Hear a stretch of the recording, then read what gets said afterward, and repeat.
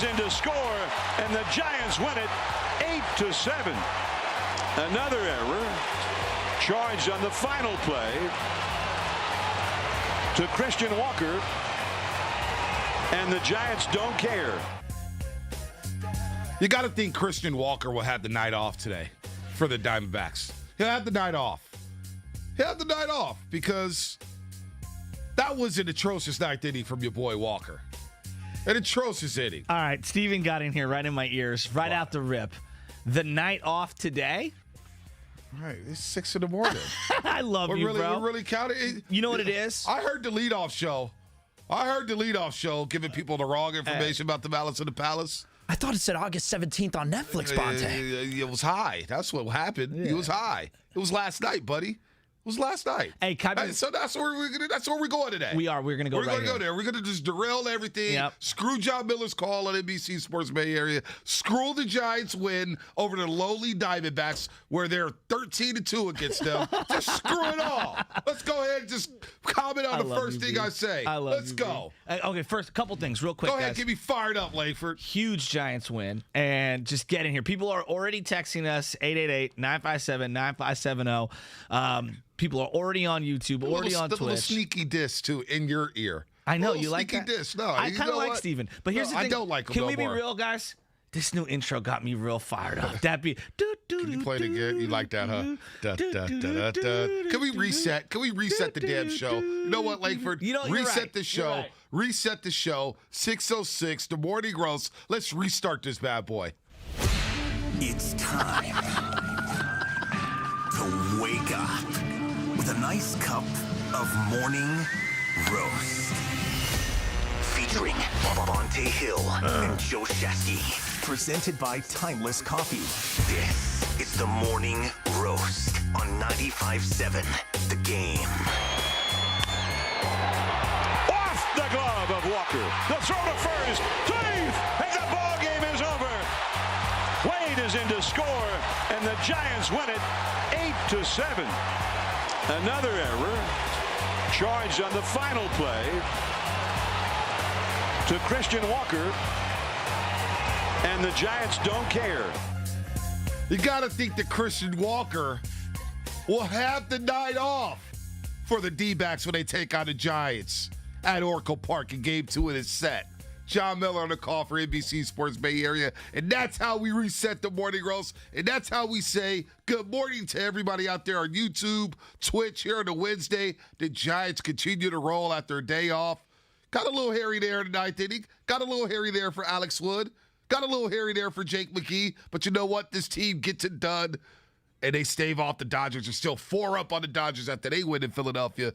Joe Shasky, good morning. Stephen Langford, good morning. Way to lube us up here, as the 415 says on the text line here, as you got us warmed up and almost blew the save like McGee. But Joe Shasky will be my Zach Littell today. No doubt about it. I'm here for you, my friend. First and foremost, Chris Bryant, God, it still hasn't sunk in. The dude is an absolute stud. Every time he steps into the batter's box, I'm like, what a great trade. I hope they don't lose him in free agency. Like, that's all I keep thinking about. Like, they need to lock this guy up to a 6-year deal right now. And we've got a little something special for the roasters today. We've been teasing it for quite some time. We're going to unveil some of my dad's voicemails. Oh, boy. During parts of the game, there's times where I'll get a phone call where he'll scream and yell at me. Hey, Joe, this is your dad. And what I've decided to do was to send it straight to voicemail, and we're going to play kind of what his feelings are when it comes to things that happened throughout the Giants game. Because yesterday's game, Alex Wood blowing a 5-run lead, that thing happened quick. I couldn't believe that. Quick. It was like boom, boom, boom, boom, and your boy has Dribble Cabrera hitting one to center. And then as he's rounding second base, Langford, I know you saw this. He did, what was that, a spider web or something like that to the center fielder as he hit it to center field. That guy's got some serious swagger. He is now trying to be in the club with Max Muncy, Paul Goldschmidt, and Nolan Arenado as giant killers. Is Dribble Cabrera? Really? He's like 35, 40 years old. But look, we'll talk about the Giants with Chris Russo, Mad Dog Russo, at 6:45 right here on 95.7 The Game as we continue to roll here. Look, we got a little Warriors talk. We'll talk about the 49ers as they unveil their depth chart. depth chart. That's right, folks. We got depth chart talk coming up here on the Morning Roast. More Jimmy Garoppolo and Trey Lance as we inch closer to Saturday's preseason game at Levi's Stadium against the Kansas City Chiefs. What's up, Lakeford? What's up, baby?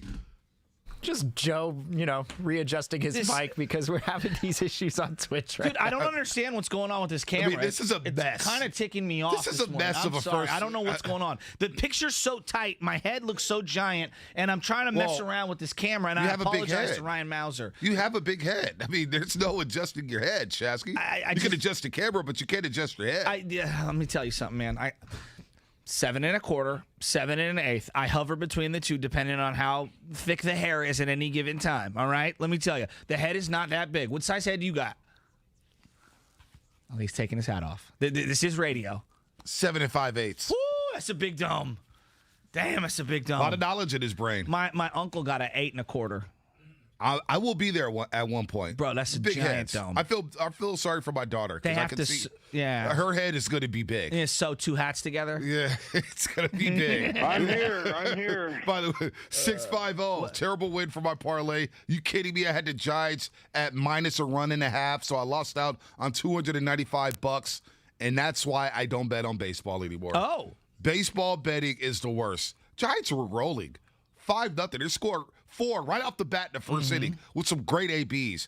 Chris Bryant with an RBI double. You see Yaz get up in it on the action. Buster Posey's on base. I mean, it's just right away they set the tone against the Diamondbacks. And then you look, and next thing you know, like you said, Shasky, 6th inning comes around. Alex Wood is cruising. And he just gets himself a 5 spot right there. Boom. And it's like, oh, boy, we got to stay up for this one? I know. All of a sudden, the Diamondbacks are in to play? Like, what is going on here? But look, we keep talking about this. It's the dog days of August. The dog days of August. You're going to have games like this. You're going to have to win games like this where they're ugly, and it's just about surviving and advancing. Yeah, and then the overshadowing moment in this game for me was seeing Bryant Crawford rip that double and have Buster Posey score from first. I mean, how many times has Buster Posey scored from first? Wow. In his career. Wasn't that sweet? In his career. Wasn't that sweet? It was unbelievable. Wotus sending him in. No, it was great. I loved it. Needed an oxygen tank, and he needed to hand the baton to somebody after going around second. But Bryant Crawford's at-bats, it's so hard to explain to somebody how difficult the pitch was that he hit to the opposite end of the field. He's balanced. It's low. It's away. He's not lunging. He just stays down through it and drives that ball into left center field. Just unbelievable. And the pressure that they put with this lineup that they have. Oh, by the way, Lamont Wade Jr., what a catch from him earlier. I thought he jammed his shoulder on that play. Kudos all around. I just look at this lineup and I see what they're putting out there on an every night basis. And yesterday you saw kind of them tweak the lineup and have Crawford in between Posey and Bryant. Yeah, kind of like you have that. Yaz right behind Chris Absolutely. Bryant. I like Yaz down there in the lineup where there's not a lot of pressure there. How about his throw? His throw was great. 2 for 4 yesterday he was safe. for Yastrzemski. Buster Posey, though, you mentioned Buster Posey with the slide. Yeah. He reached base 5 times yesterday. 3 walks. Wow. 2 for 2. He's batting .333, and I think he's in the midst of one of those classic Buster Posey hot streaks where he just rakes it. He sees the baseball really well. And look, he could get fat and happy against the Diamondbacks, Rockies, and the New York Mets. This 9-game homestand is tailor-made for guys like him to bring up that average and drive in some runs. That's true. I mean, the guy looked locked in last night as he hit a home run in the 5th inning, his 14th of the season. Let's see if he can get to 20. Let's see if he's got 6 in him in the last 6 to 7 weeks of the season. But I thought Posey set the tone, man. The veteran presence in this clubhouse to come out there yesterday, and I know it got hairy at the end, but to come out after a day off, after an emotional series against Milwaukee, after an emotional series against Arizona where you win 3 or 4 in the desert, you come off 2 straight series wins against the Dodgers and the Astros. To see them set the tone like that in the first inning, I said, you know what? That's a mark of a good baseball team. Yeah. You come out here and just punch the Diamondbacks in the mouth. Now give the Diamondbacks credit. They fought back. They scratched and clawed. They didn't go out like no suckers last night at Oracle Park. I can respect that. But the Giants setting the tone yesterday, getting the W against a team that you got to get fat and happy against these teams, Shasky. Yeah. You got to rack up these wins. There's a guy on Arizona who I do think is a very exciting player that no one wants to talk about, Kettle Marte. Oh, he's good. He's a baller. He made some catches yesterday, Ridiculous. man. And if I have to hear about Brandon Belt flying out to Triples Alley again, I never heard that issue with Barry Bonds, dude. I'm so sick of having empathy for Brandon Belt. Was that going on last night? Oh, that was the 10 billionth time he's hit one into Triples Alley that should have been a home run. Wow. I kind of let it. I was in and out of Twitter last night. I just wanted to watch the game. I had Hard Knocks on as well. I'm not gonna lie to you. Hard Knocks with the Dallas Cowboys. Multitasking. In 5 minutes in, I was like, wow, Jerry Jones, look at the fraud himself. Holding the presser in front of all the media members next to Mike McCarthy. And McCarthy. The guy is, both those guys are frauds. Doesn't McCarthy look slightly unhealthy? I mean, I can't I'm talk. just calling it like I see it. I'm not talking. I'm looking at myself. I can barely fit in this hoodie. I mean, it's gotten tighter and tighter and tighter over the last 3 weeks. I just got this bad boy. Is there any Who am I to doubt talk? in anyone's mind that dude is just been basically parlaying all of his success off of Aaron Rodgers for a decade? I thought you were going to say parlaying everything at the buffet table, man. No, I wasn't going to go there. The rib shot. No, seriously. No, he talked about that. He discussed it. We won the Super Bowl with 77 guys. It takes everybody. It's all about the championship. And he's cursing out his players or whatnot. But the Cowboys are destined for 8-8. Or, excuse me, either 9-8 or 8-9 because we have 17 games now. Hope they go on 17, if I'm being honest with you. But back to the Giants. 5-0 in the City Connect jerseys. 5-0. Are they growing on you? I told you they're not as bad as I thought they were. When I first saw them, what series did they wear them first? I forget. forget. But when they wore them that weekend, I was like, you know what? They're not as bad. They're not great. I don't even know if they're good. They look like fake video game jerseys. It's all right. I mean, I'm not going to lie. The orange hats with the orange SF, that ain't bad. It ain't bad. I've seen those in person. That's not bad. Okay. The fog at the bottom of the jersey.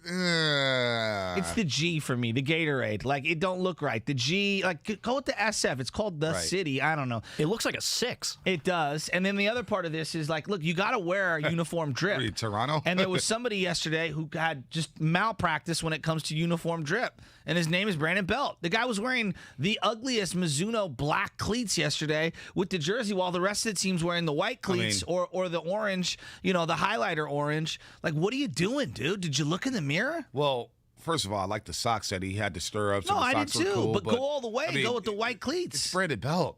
You expect Brandon Belt to all of a sudden have some swag? No. And match with his uniform? That's a good point. I mean, it's Brandon Belt for crying out loud. Now, I tell you who does rock that uniform hard. Craw. Craw. Yeah. You know Craw where knows I how was to wear a going. uni. Come on. Come on, man. 3 unbuttons. Come You on. got the SF undershirt under. Craw's got some swagger. I mean- he makes the City Connect jerseys. Now, do you want to see the City Connect jerseys in October? No.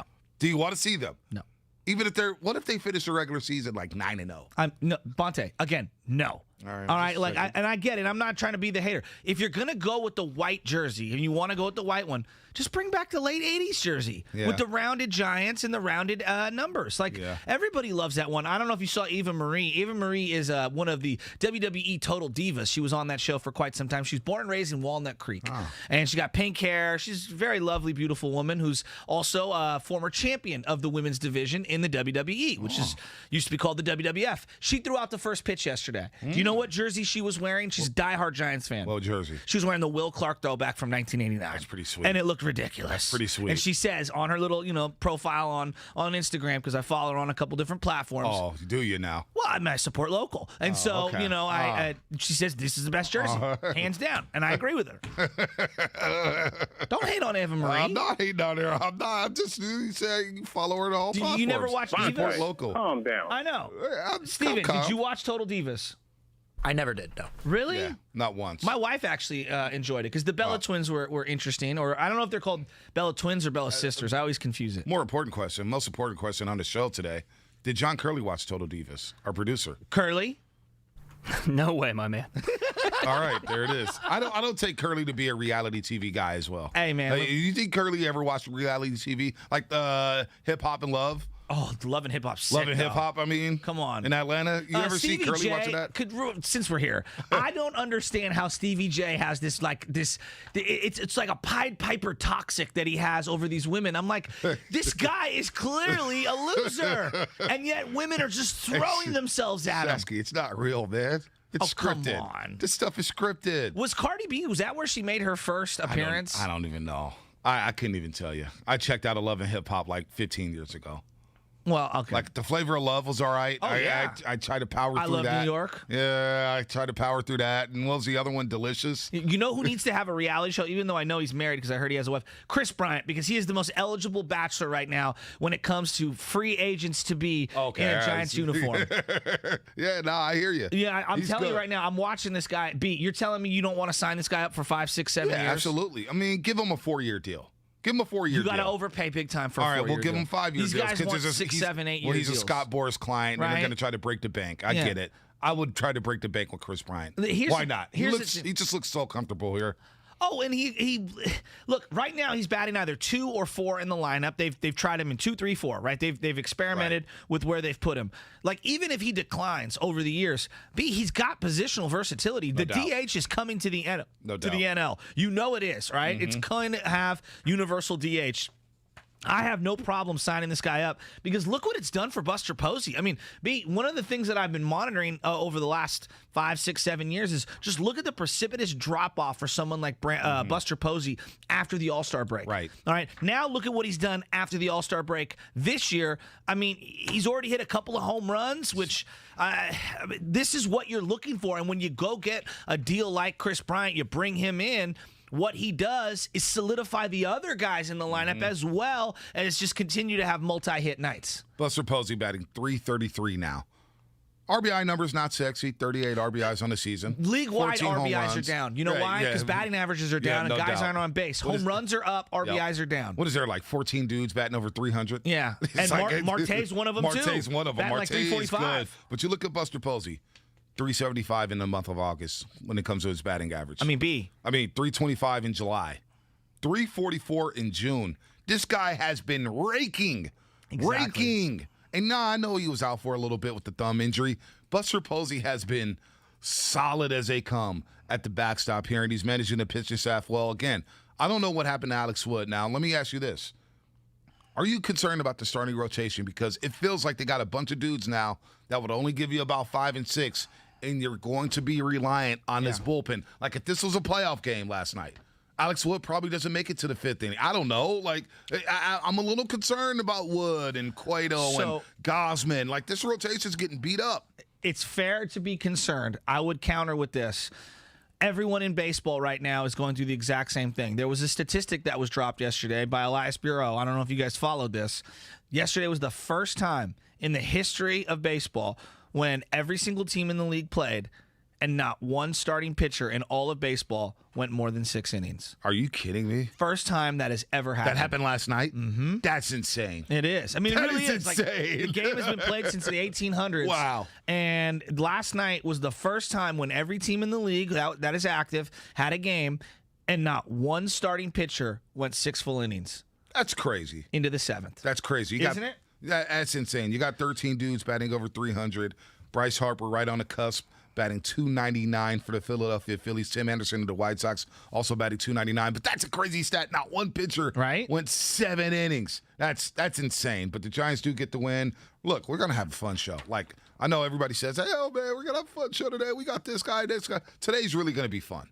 Because Otto Porter Jr., the newest member of the Golden State Warriors, will join us at 9:30. We're going to get to know Otto Porter Jr. here in the Morning Roast with Butcher and Bonte. That will happen at 9:30 a.m. You don't want to miss that. Mad Dog Russo, Chris Mad Dog Russo, High Heat, MLB Network, Mad Dog Radio Network, Sirius XM. He will join us at 6:45. We know he's a longtime Giants fan, but I think Shasky now loves him some Russo. He loves him some Russo. And good afternoon, everybody. You like Russo now? I like Russo. I think that his Giants allegiance is a little overblown. Uh-oh. Well, there ain't no way in the late 90s he was watching Giants games in New York. They didn't have the MLB package like they have now. So I'm just calling a spade a spade. No package, Langford? Langford, no? I guess no package. I don't know. Hey, you look like you wanted to say something, man. You're shaking your head, man. Leadoff show. Leadoff show, 5 to 6. Pre-game show, but you're close. I call it the leadoff show. Whatever. Well, Lead so off. there's a Anyway. lot that I want to get into today. Oh, so yeah, this base running metric thing. Oh my God! When you text last night, I go, good. Dear Did you God. watch the video? No, I did not. Okay, watch so it, but I'm kind of out on Brian Kenny when it comes to baseball. I'm out on Brian Kenny in general. I like him in boxing. No, he's had insufferable. Yeah, he is. So I'm the smartest guy in the room, and let me tell you why. I have a 9-point graphic chart that is going to explain why I am smarter than you, even though I've never thrown a baseball across the room. I mean, this base running metric, I'm like, dear God, is it going to be like the quarter threes where you score 0.4 points from the corner or 0.14? I don't know what math equations you had going on yesterday, but you totally lost me and Curly. Look, man, and for all those dads that are out there coaching their children in T-ball and Little League, you don't bust out the Excel spreadsheet when you're working with the 6-year-olds trying to explain to them how to play the game of baseball. Can it help you? Absolutely. Should it be like, forget the balls, forget the gloves, guys. Go get your protractor and go get your calculator. I'm going to teach you how to play baseball. I mean, Jesus Christ. Gabe's World coming up here on a rollicking start here to the morning roast on a dying. Wednesday It's the morning. truth. I mean, what a start here. We Drives had to me nuts. reset. Giants drove me nuts last night because I was fading. I'm like, just win the game. And your boy May fell asleep right before the last at bat, so I had to watch it over. I was fading because Anna gave me a melatonin at like 8:30 and didn't tell me. And so your boy's trying to fight it. So are you like one of these Egyptian rulers where you're sitting there on the couch, you got the iPad, got everything, and you're being fanned by a giant leaf, and then here comes Anna, and she's going to like drop one of these melatonins right into your tongue like you're receiving the holy sacrament? I wish I had it like that. Yeah? It's just more so like here. And she kind of tosses it and to she me. throws it to Yeah, you. there's none of that fanning, and there's no love in there like that. Because I'm imagining a scenario where, King Bonte, because King of the Hill, is sitting there and he's just, having his world his way. I wish somebody was fanning me and feeding me grapes. That'd be nice. It's been sneaky hot at night, too.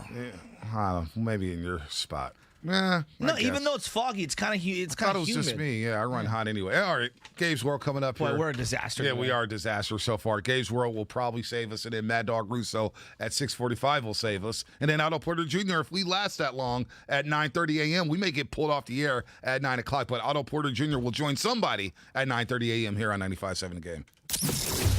95.7 The Game is celebrating 10 amazing years with you, the listener. Here's an unforgettable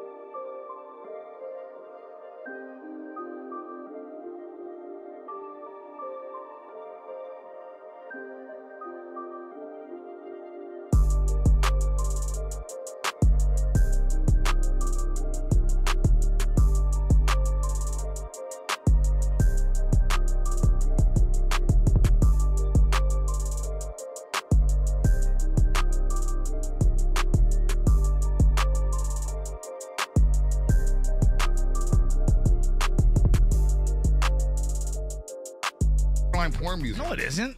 This is like montage music in like a late 90s movie. I don't know about late 90s, maybe early 80s. Maybe. Early 80s. I'm I'll give feeling you it, early though. 80s, but it's like Kind of porn you watching? Well, what I used to watch. The kind of porn I used to watch. High level porn. Stuff you pay for. All right, I'm kidding. I never paid for porn. Never did. Never have. Never will. Gabe's World? Yeah, you're all on your own on this one, bud. Oh, come on. We're all grown-ups here. Sorry, hopefully the kids are not listening at 6:31 a.m. as we are off the rails officially on a Wednesday morning here on the Roast. Bonte and Butch. What is going on with my camera on the Twitch and the YouTube? I'm telling you, dude, you're dome and you're moving all over the place. No, you're I'm banging not, the though. table and you're moving around. You got to stay in the frame. You got to stay in the frame. This is why you haven't been on Warriors pre and post game yet. Why? Because you don't know how to stay in the frame. Oh. You got to stay in the frame, doggy. Okay, cool. I don't know if you know this, but there are certain coaches in Bay Area sports history that aren't the head coaches, but they're people that are, I call luminaries. I don't know if you've ever thought about it this way, but that's Bob the way McKittrick. Man, you took the words right out of my mouth. Bob McKittrick. Vic Fangio. Vic Fangio. I think he would be considered a luminary. Ray Wendell Rhodes. Kim. Ray Rhodes. All right, George Mike Seifert. Shanahan. Yeah, no doubt. What about Wendell Send Him Home Kim? Absolutely. Bobby Bonds, even though obviously he's best remembered Tim as Flannery. Barry's father. Tim Flannery? Oh, Flan of Man? course, Flan Man. And I Like think that. Ron Wotus falls into that. So let's talk about Gabe's role, because I think Ron Wotus was one of those guys we all thought was going to get a job, and then he didn't. And I didn't know if he was going to get blown out, but keeping him on this staff, it's really important. And he hit a milestone last night. Give me Gabe's role. I think we'll go with a little Bohemian Rhapsody, gentlemen. Good call. When it comes to Gabe Kapler, anything goes. First of all, I think pressure is always a good thing. The brightest lights can sometimes bring out the best performance. Now he's been ejected. Kapler's been ejected by Joe West. Panda costumes and baby giraffes and all of the fans of San Francisco. Gabe Kapler's 100% right. Kapler launches one. Fair or foul? It's gone! Gabe Kapler has won it! It's time for Gabe's World. So, Gabe Kapler, manager of your San Francisco Giants, best team in baseball. He was a part of something special last night. You know why? Why? 2,000 wins for Ron Wotus. Let's hear what Ron Wotus means to Gabe Kapler. As many of you know, today was Ron Wotus' 2,000th win in a Giants uniform. And that is just an incredible accomplishment. And all of our players and coaches so incredibly happy for Wo. After the game, we had a little celebration in the clubhouse, kind of talked about what he's meant to the Giants. And obviously he had a few words. He obviously gave all the credit to the players, and I understand why, but he has had a huge part in the development of many of the players in that room and many of the players who have been so instrumental to our success thus far this season. Ron Wotus' fingerprints are all over the success of this franchise, and I think he really deserves to be celebrated tonight, and I just wanted to share that. So the San Francisco Giants have been an organization since, going back to when they were the New York Gothams, 1880 essentially. They have almost 1,200 wins all time. 12,000, wins all time. He has 2,000 of them. 2,000 of them Ron Wotus has been a part of. He's been there for 4 different managers. He's obviously ushered through many different eras, the 3 World Series. He's been to 4. I mean, where would this organization be without someone like Ron Wotus? Do we even really – do you think the average Giants fan even appreciates Ron Wotus Probably the way not. we should? Probably not. But when you think about Ron Wotus and what he's done in the community, third base coach, bench coach, he's been there next to Dusty Baker. He's been there next to Alu. He's been Bochy's right-hand man. This guy, and he's the guy that we all said, man, this guy should manage a team one day. He should manage a team one day. And it looks like he may never get that opportunity. He may never get the opportunity to be a big league manager. But he has had an impact on guys like Brendan Crawford, playing infield with these guys, hitting grounders to him. He has had an impact on Brandon Belt. He had an impact on all these third basemen that came before Evan Longoria and Chris Bryant. So Ron Wotus, I think the fans do appreciate who he is. Woe, as they know him, as a lot of people call him. He's a fixture here. Yeah. And I think that's why when you throw to Bob McKittricks, you throw to Flannery's, you throw to Wendell Kims, you throw some of these assistants and managers, guys who didn't get their head coaching gigs, he's in that category, and I think he is appreciated by a lot of Giants fans. And look, he's doing a hell of a job at third base this year. He knows when to send guys. Yeah. You don't see him make a bad send. Like reading that ball off of Crawford's bat yesterday, that double, and knowing, okay, you know what, Buster Posey's gone, I'm going to send him. Mm-hmm. And he didn't even hesitate. I know. And Buster was gone. And he slides into home plate.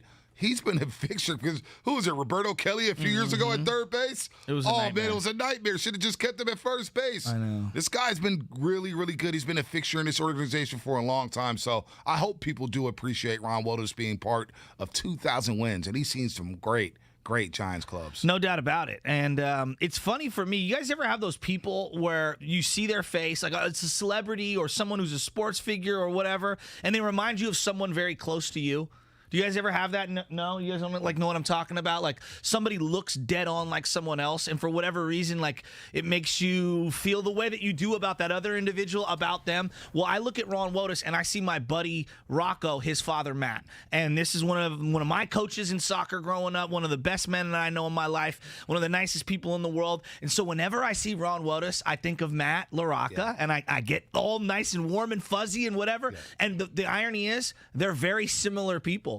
Just kind, warm, you feel good when you're around them, love their team, loyal guys. I mean, I don't know. I'm a huge Ron Wotus fan, and every time I see his face, I think of my buddy's dad. See, I play for a lot of hardheads. Damon Keefe, there was no warm and fuzziness with him. Really? Right? And Damon Keefe, head coach at Washington for a long time. He used to be a great cop here in San Francisco. Went to the Olympics in '96 for judo. Oh. Yeah, there was no tough love there. It was just he was going to rip you. He was going to yell at you. But he did teach you life lessons. He knows judo, not crazy, not karate. No, judo. Oh. Judo, Judo. Oh. Judo.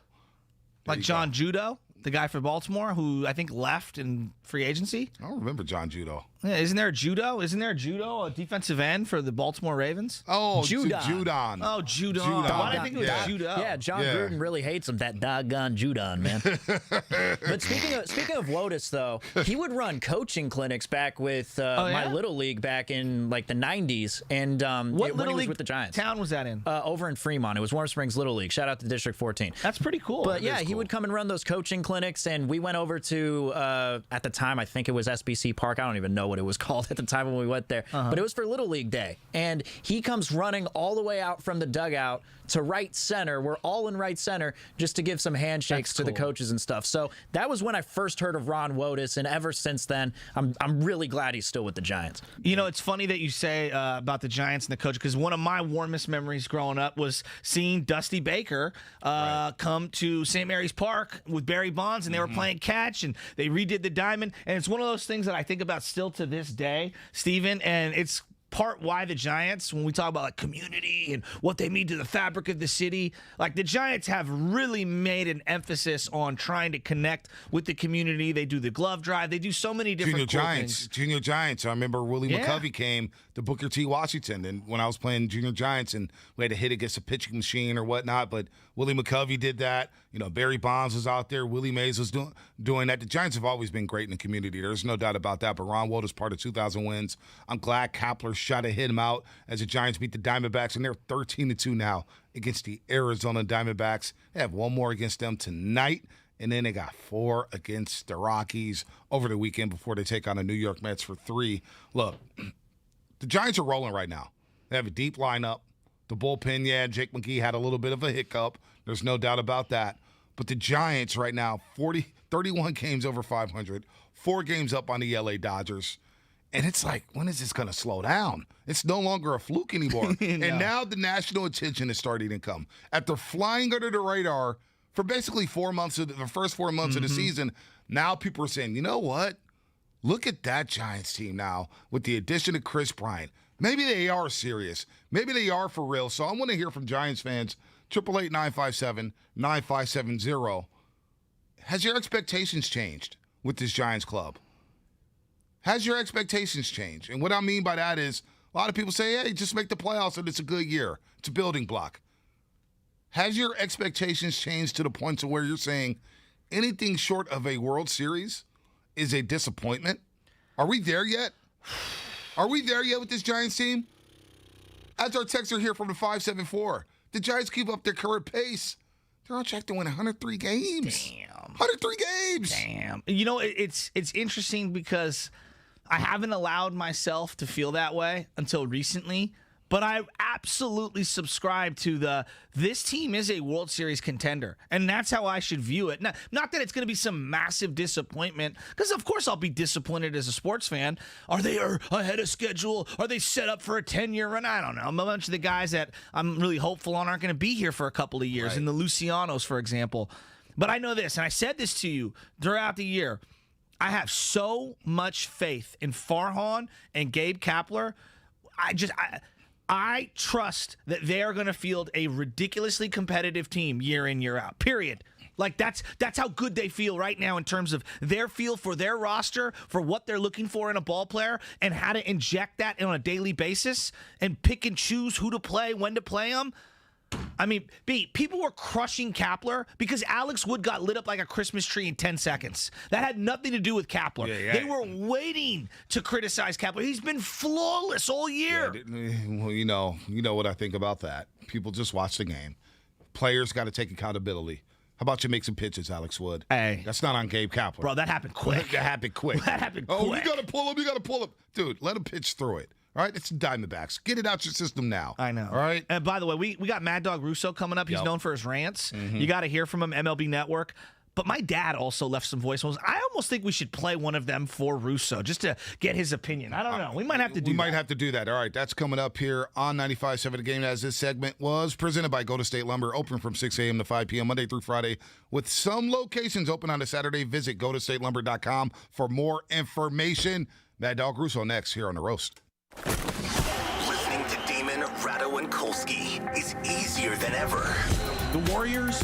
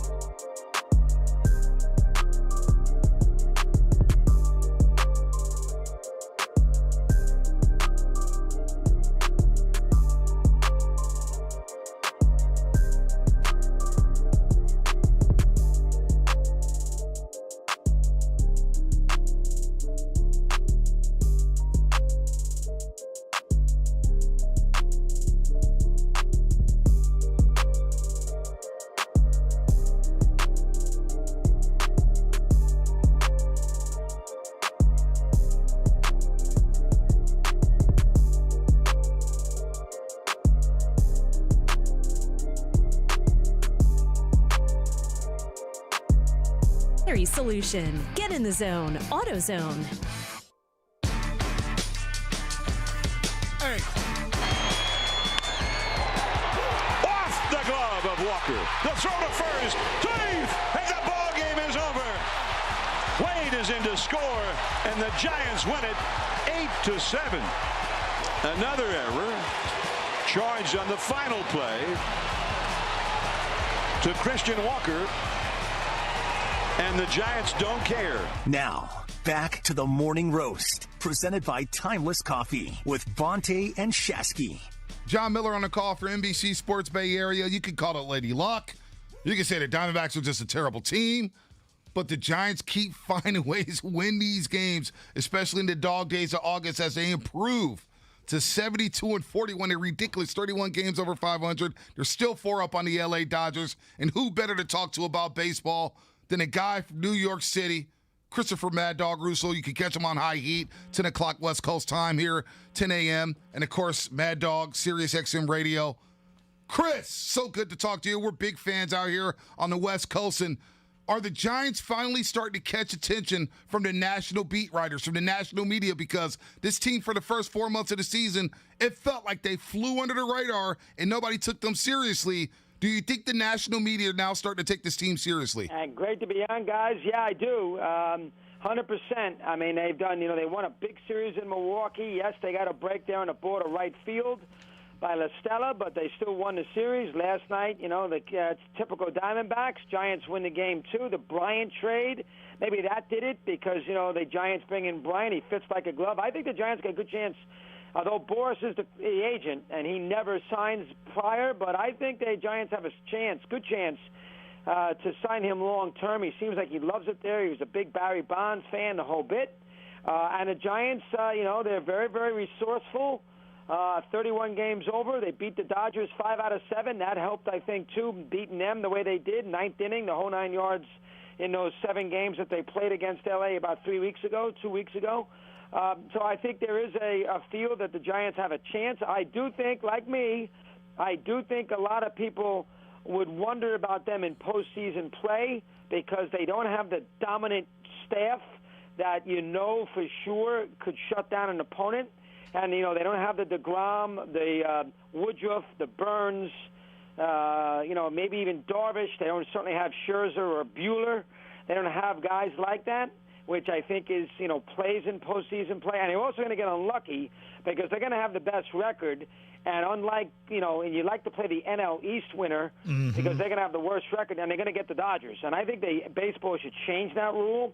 And if the second-best team in the sport, it happens to be a wild card team, they should not have to play the best team. The Giants get unlucky that they play the Dodgers quite possibly in a 5-game series in the first round. I think that's almost unfair for the Giants.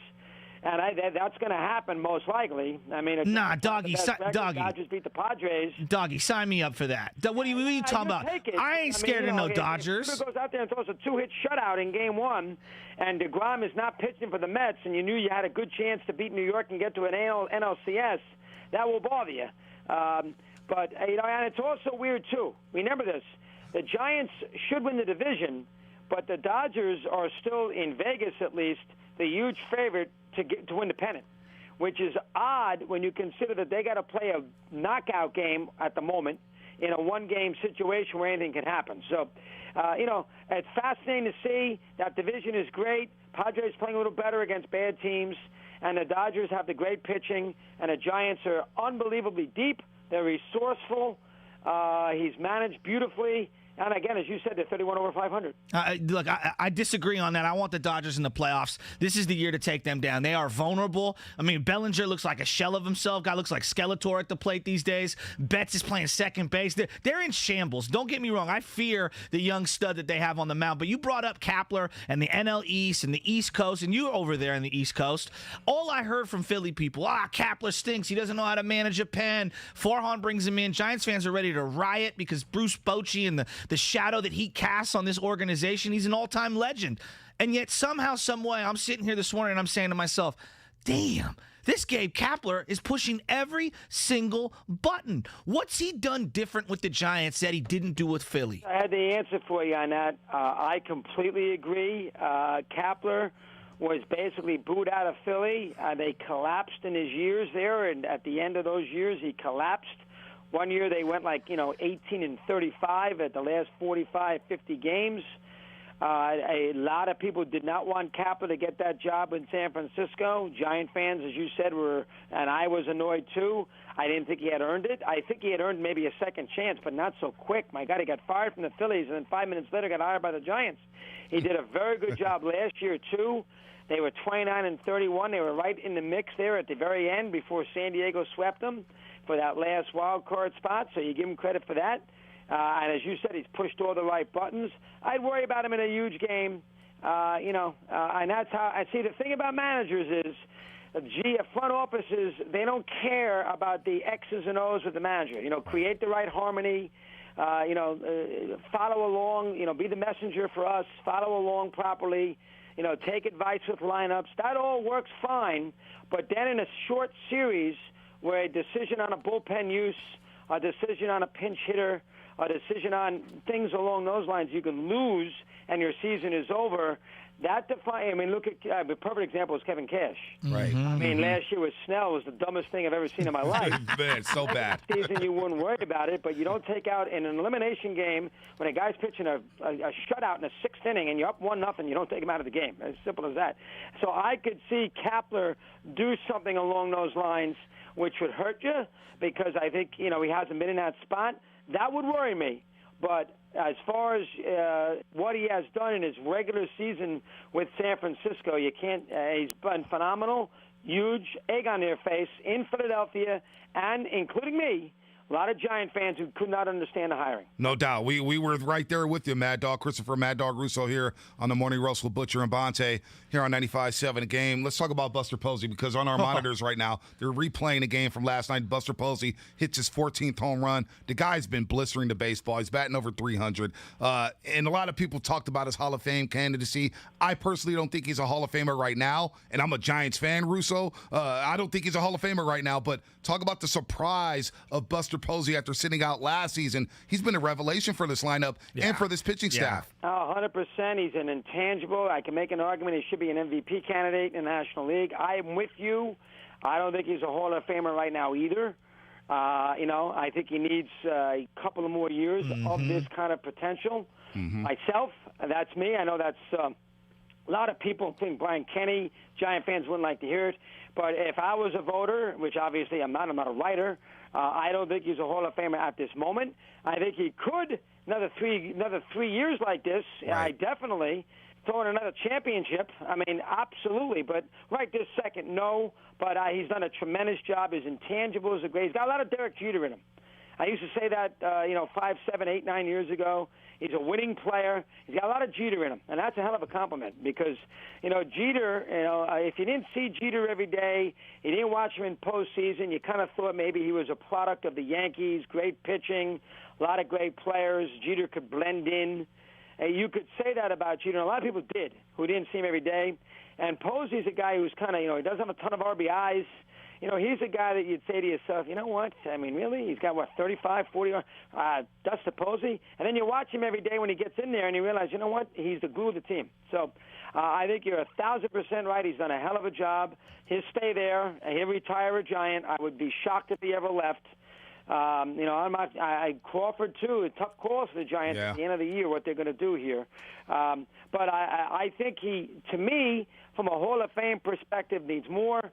He's been a good postseason player. He'll be the glue there in the month of October. We'll see how he handles it. Giants are going to be in the postseason. We'll see how he handles it. You referenced Jeter there, and I know he's a legend in New York for a variety of reasons. The legend out here, because he's a local boy, is Brandon Crawford. The hair, the swag, the underrated defense. You talk about appreciating someone every night. This kid, I'm telling you, Doggy, I watched Omar Vizquel at the end, and I thought he was the best defensive shortstop I've ever seen on an everyday basis. No. It's Brandon Crawford. And in an era of unbelievable athletes at shortstop, superstar players, this guy's still one of the best defensive shortstops in the game, and he's so damn clutch. Do people recognize how good this guy's been? He's very underrated. Crawford, remember, he wasn't there for all 3 championships, too. He was only there for the 2 of them. He wasn't there the first time. they had Rennery and Uribe there at the left side of the infield. So he's got the 2 titles, but I do think you're right. He kind of disappeared the last 3-4 years. I think he's very underrated. I don't think people who are not familiar with the Giants, I think they don't realize how good he's been. He's had a great year. He's another MVP candidate. I completely agree with you as far as he's very good defensively. He makes the routine play. He's unheralded there too. Underrated player. You know, people know who Posey is. Catcher, Right. high pick. He won an MVP, 3 championships. People know Posey. You know, even the Yankee fans got a feel of Posey. They do not have a feel of Crawford. Very underrated historically. 1,000% correct. 1,000% correct. And, you know, I see what the Giants do. I don't know if they want to re-sign him. We'll see. What is he, about 33, 34 years? How old is he? 34 years old. 34. Yeah. I want him to come back. Yeah. Yeah, they're gonna have to bring him back. But you know, he's gonna also be in the open market. You know, the shortstop situations have been a little closed here because, you know, I think the Mets will keep Baez, which eliminates one. You know, Seager might be out there because they have Turner. They can put at shortstop, but probably Seager stays too. We'll see what Farhan does. A long way off yet before that we have to make that decision. There probably will be some labor disharmony, so that's going to make the offseason a little weird. Yeah. You got to keep that in mind as well. But Crawford's had a hell of a year, and he's had a hell of a career. You're right. Doggy, man, my guy Butcher over here, he questioned whether you were a Giants fan or not. And I put him on to the 30 for 30 about you and Mike Francesca. And he said, you know what? Doggy ain't half bad after all. I kind of like this Chris Russo guy. I know what? I just did I used to be you know, full disclosure, you know, I lived and died every pitch from 1968, 69 through 2000 and probably 12. I have lost some passion, you know, conquered it. I won 2 titles, then they threw a third in just for the hell of it. So I have lost a little of the die-hard aspect of being a Giant fan. I have to first admit, I'm not going to stay up to 3 o'clock in the morning watching games. You know, I have my eye on them. I know what's going on, but I'm not as passionate about them as I used to be. I'll tell you, the team that I love with the Giants is the 93 team. Oh, it's that's our favorite team, of all time. Russo. We're 10 years old. Come on, we go right around the whole diamond. I'm doing a podcast wins. on the 10 great teams that did not win it. Yeah. Fall, and the Giants are there. And 2 20-game winners. Well, I just did Clark, Dusty, and John Burkett. Oh, wow, Burkett John and Burkett. Swift. And 3 interviews with those 3 guys. Each won 40 minutes on that 93 Giant team. They won 103 games and lost by a game. We all know if you're a Giant fan. Oh, yeah. You know what happened. Solomon Torres, 12-1 Dodgers. Come on, yeah, we know. Should have pitched for Getty. Hey, that was a bad one. Doggy, you look. I want to say this on behalf of everybody who's in this industry, listening to you. Created the genre. I mean, you and Mike Francesa created the genre. Me and B, you know, we're way younger than you guys, and we look up to you. And I seen that 30 for 30, and it was incredible. We only wish we could emulate you. And I see on this thing. No, I mean this. I see this. Your relationship with your father and your father's relationship with Mike. My dad and Bonte go back and forth. My dad's all up in his ear on every player. You got to hear my dad's voicemail from last night on the Giants pitching staff.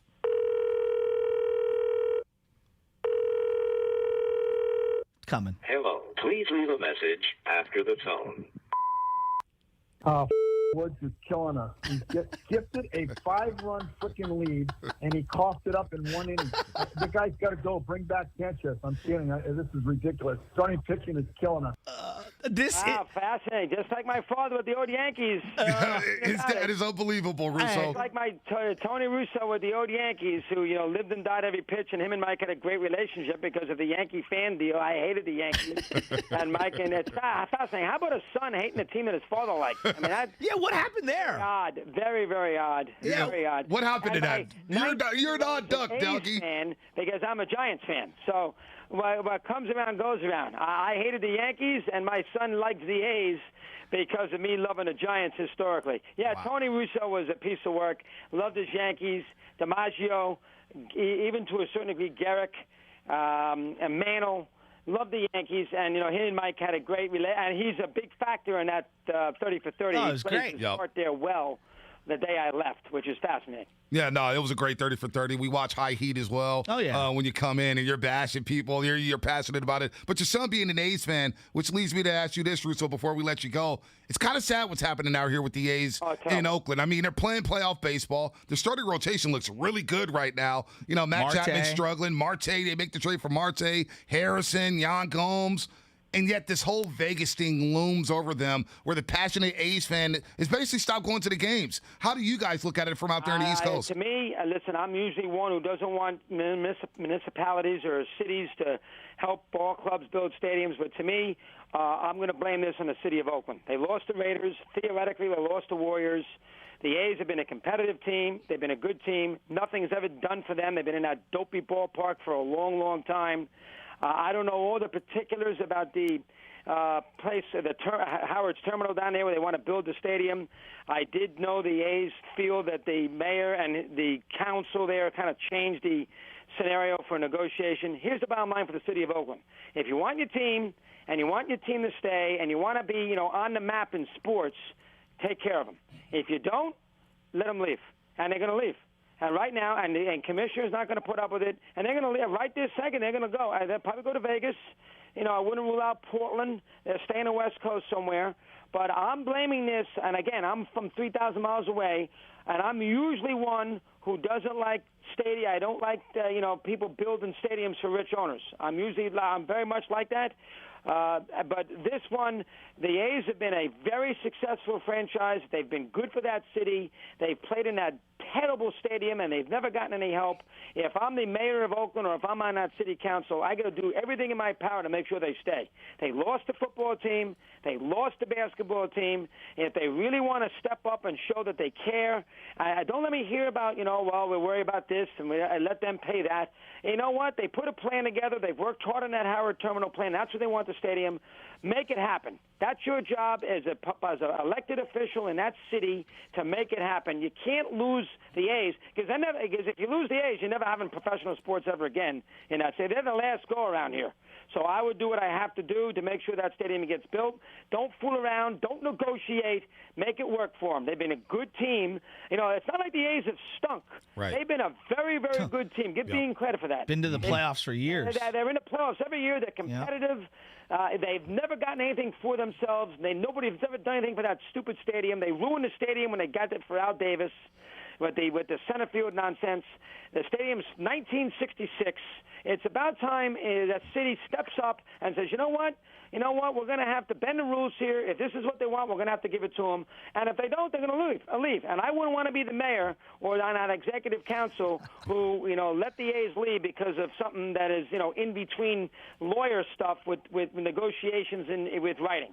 Get it done if I'm the city of Oakland. No excuses. Legend. Get it done. Doggy, great stuff. Thank you. Great stuff. Keep ribbing Brian Kenny for us. We can't stand Brian Kenny either. And his base running metrics and all this nonsense here. The calculators. We don't care about all that, man. We just want to see baseball, man. Russo, good stuff as always. We got to do this again soon. Good job. Thanks for having me, boys. You're Keep the it up. best. Anytime. Absolutely. Legend. Chris Bad Dog Russo here Absolute on 95.7 The legend. Game. You are listening to 95.7 The Game, KGMZ FM in HD1 San Francisco and Odyssey Station. That was just straight up fire. Yeah, it was. And look, if you're driving around in the car and you want to listen back to that again, download the Odyssey app. Go to your little iTunes app, AUDACY. You can go back for 24 hours and listen to anything that happens on 95.7 The Game. I was listening to Damon Ratto and Kolsky on the way in because they had a couple of different things that they were talking about with some of the NFL rule changes. You want to listen to Mad Dog Russo, go back, download it.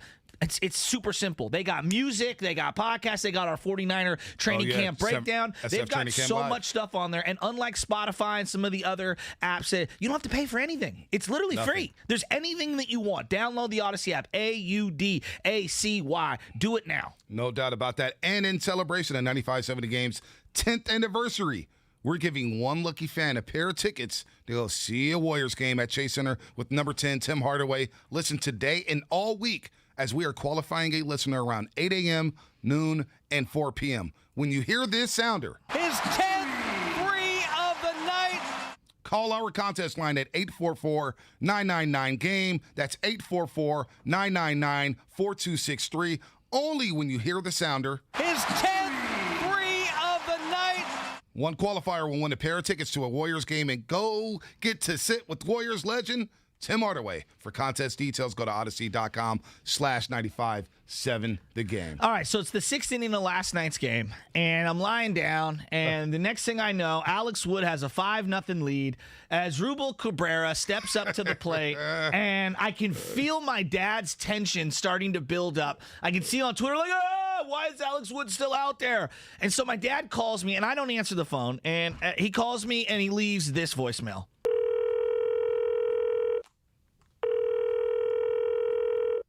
Hello, please leave a message after the tone. It all started with Cabrera single, the new giant killer.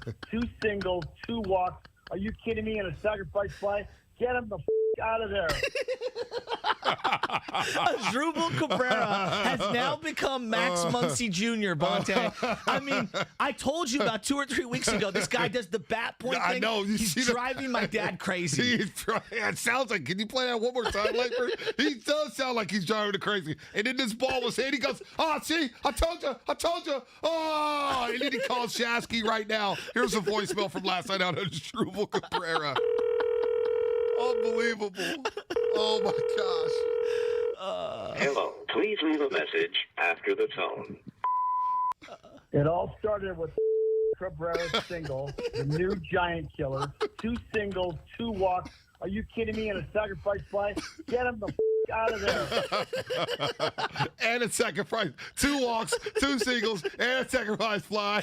And the timeline on Twitter is losing their minds. Kapler has been perfect all year. He's been the godfather. Solid. He has been just the maestro of the orchestra all year. So you know and what yet this some means. way people are waiting to crush this guy one game, and they ended up coming back and winning. So you know what this means. If the Giants fall flat in the playoffs, you know who's going to be the scapegoat? Huh. It's going to be Gabe Kapler. No. It's going to be, he is the Jimmy G of the Giants. No. He's going to get all the blame. That's not fair. It's not fair, but it's the truth. I mean, come on, man. It's the truth. And look, this inning, this 6th inning that we're talking about, as Rubel Cabrera does own them. Like, at this point, I'm at the point where I'm like, stop pitching to him. Dude, he's like 42 years old. He's hitting from both sides. He's killing us. and the Alex Wood inning happened so quick. So fast. So quick. I looked up and I was like, oh my God, 5-3, 5-5.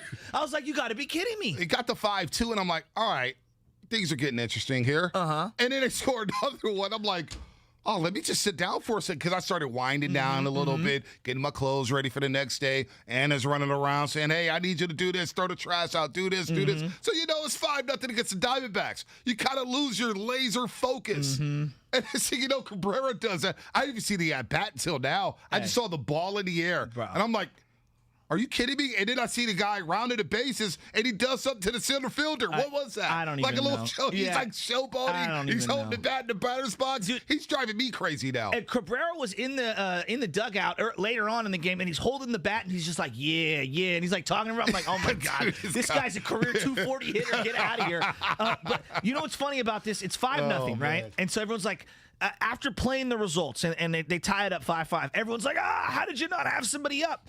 Let's in real time. You're up 5-0. All right. Boom, boom, boom, boom. These hits are happening quickly. Right. And this particular pitcher, Alex Wood, he works quick. He's got a Kirk Reeder feel to him. He gets the ball. He boom, boom. He's going to throw. He's going to work really quick. So logistically, if you're in the dugout, even if you make the call down to the bullpen, I don't even know if guys were up, getting lubed up and getting warm. Like, it's going to take a couple of batters for them to get rocking and rolling. And by the time you look up, Alex Wood serves up 5-5. I mean, I'm looking at the hits he gave up in the first 4 innings.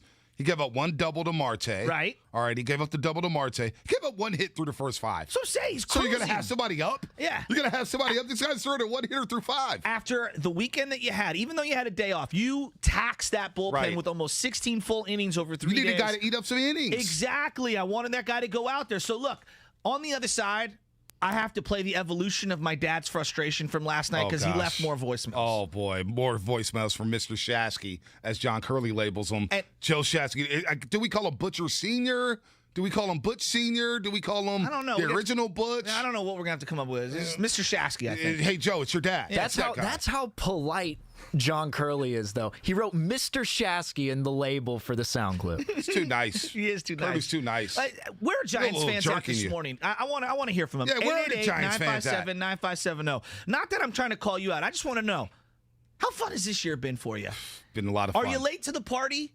And what was the moment where you said, yeah, this team's the real deal? It's the best team in baseball. They are a World Series contender. They're 13-2 against the Arizona Diamondbacks. I know, but I also want to know, has the expectations changed? When does the expectation change for the Giants? I got an answer for you. You know? And that's what's coming up here on The Game, brought to you by Stanford Healthcare. For the 7th year in a row, Stanford Hospital has been ranked as one of the nation's best by U.S. News & World.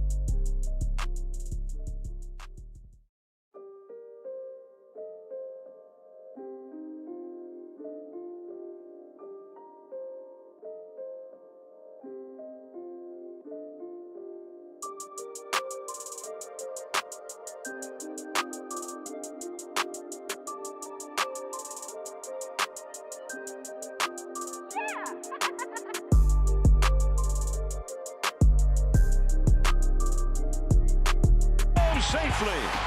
An RBI double by Crawford, and the Giants are back ahead. Now, back to the Morning Roast, presented by Timeless Coffee with Bonte and Shasky. John Miller on the call for NBC Sports Bay Area. Buster Posey getting up saying, I'm so fast. After scoring from first base on that Crawford double. Woty with the send. Ron Wotus, third base coach, longtime coach for the Giants. Dugout, bench, third base. He's been part of 2,000 wins as the Giants go up 31 games over 500. They're 72-41, 4 games up on the Dodgers. Boy, this is a lot of fun. How much fun, Giants fans, are you having right now? Hit me with that beat one more time, because I hope I don't go back to under 500. I don't think you will this year. Under 500. I don't think you will go under 500. They'd have to lose they have to go on like a 30-game losing streak. Oh, yeah? To be close. See that happening? I want to go back to the World Series. I mean, I can't wait, man. This is great. What a time. Let me ask what you, a time Shasky. to be alive. Let me ask you, because I'm having a lot of fun watching this team. They've come out of nowhere. And these are some of my favorite teams, the ones that come out of nowhere. 2011 Niners come to mind when they came out of nowhere in Harbaugh's first season. This Giants team comes to mind. How about the 2014-15 Warriors coming out of nowhere, winning 67 games and winning an NBA championship? One of my favorite teams. Absolutely. The expectations has kind of changed for me, though. I don't know why. I'm like a sick individual. So the you 31 games over 500, right? It took me until June to start believing in the first place. Then you make the trade for Chris Bryant. I'm just happy you're believing. Oh, I've been believing for a while now. This ain't no fluke. I'm just happy. I'm excited. Did you see him win back-to-back series against the Dodgers? How about vacation? I wanted to call the show so bad after they won 3 or 4 in Dodger Stadium. I wanted to call so bad. I said, I was like, Anna, how about I just go back to the studio? You stay in Tahoe, watch Baby Ches. I want to go talk to Giants-Dodgers. Then they beat them at Oracle Park 2 out of 3. He had the crazy throw by Bellinger in that first game. They win 2-1. Posey scores, and he's laughing, trotting down the third baseline. You can't tell me he's not having fun. Yeah. They beat the Astros. He had that iconic series against the Brewers at Miller Park, which is just riveting. It almost ruined my anniversary watching that game. I mean, the expectations have changed for me, Shasky. I'm dead serious. I am dead serious. Are we just complete psychopaths? Yes, we are psychopaths. And this is how psychopathic I am. I'm expecting big things. I'm expecting a parade down Market Street. I am. This team is deep in the lineup. When you talk about the bats, hey, Chris this Bryant. may be the best offense we've ever seen in Giants history in San Francisco. This offense is sick. You don't have anybody hitting 40 home runs. You don't have a lot of guys batting 300. Can you hear me out on this? They're just deep, hear ya. Shasky. They're deep. They are deep. Deeper is not the best lineup of all time. It is. I'll just say, for me, it's hard to say best lineup ever when I've seen. Again, I wasn't alive for them, but when you have a Mays, McCovey, Cepeda lineup, that's sick. I mean, come on. That's so sick. it's I'm just again 93 Giants. That was sick. when I see a Kent, Bonds, Aurelia lineup. That was nasty. All right. When I see, lots of different lineups over the years, a Will Clark, Matt Williams, Barry Bonds lineup, hard to argue. Kevin Mitchell and Matt Williams and Will Clark. First team I ever loved, the 89 Giants. You know, so, and I know Jack the Ripper, he's on line 5 somewhere by himself. No doubt. But the point that I'm getting at is that I think the totality of this team, it might be deeper, but I don't think there's that one singular player as good as those other guys I've mentioned. No doubt. Although Buster is I would put him above Will Clark. He's in that category in terms of just a great Giant. But, I mean, we're talking about the legends of the game. No doubt. McCovey, Mays, Bonds. Superstars. Jeff Kent I mean, should be a Hall of Famer. Are they top 4 at their position all time, like all of them? Like even McCovey. As great as McCovey is, I don't know if he's in the top 5 of first baseman of all time, but he's in that conversation. No, I hear you. Maybe I'm jumping the gun here, but when I think of this lineup, though, they grind at bats out. How many? They're third in the major leagues in terms of pitches per at bat. Yes. They see at least 4 pitches per at bat. 3-2 counts, 2-2 counts. 2-1 counts, 3-1 counts. You see it all game long. And then when they get their pitch, they know exactly what they want to hit. They turn on the baseball. You see Bryant yesterday in the first inning. You see Brandon Belt continue his hot streak. He's on a 14-game hitting streak. Yeah, it may not be the best lineup in terms of star power, but in terms of depth, 1 through 8, and the way they grind you, and then you talk about the bench. There's no question this is the best bench when it comes to offense. Like, they never had a bench like this. So, okay, I'm going to go in a different direction in terms of just looking at the Giants right now. I think this is Crawford's best year. offensively. No doubt. And yeah, defensively. I'm with you. Yep. I think this is his best year. He's batting 290. I know. I mean, it's crazy. Brady Crawford batting 290. Can you believe that? Okay, now if this isn't Buster's best year and you want to say it's 2012, okay. I think it's his second best year. Wow. In terms of batting average, in terms of clutchness, in terms of like what this guy is providing on a nightly basis for this staff, not that great staff that they had in the early 2010s. I'm talking about what they have right now. Because if we were having just a draft amongst the Giants pitchers or across all of baseball, I'm not sure any of these guys go in the first round. No. Right? No, You know what I mean? Like, there's no. not one guy that teams are going to be jumping over themselves for. I think Buster deserves a lot of credit for that. When you see McGee blow the save the way he did last night and them not lose their composure and fight and grind back, I mean, that's remarkable. I don't think that their bullpen is as good, anywhere near as good as the 2014, 2012, 2010s. Even though 2014, that bullpen was shaky. That's why Bumgarner came out of the bullpen. Right. It was very, very, very shaky. This bullpen's been good, though, Shasky. No, it's been really Bullpen's good. Been, like, we thought I'm McGee not hating was. on it. Yeah, now McGee, I know he struggled It's last just night. unique. He went 2 full months without giving up a run, an earned run. All right? Tyler Rogers' ERA has been under 2 for damn near the entire season.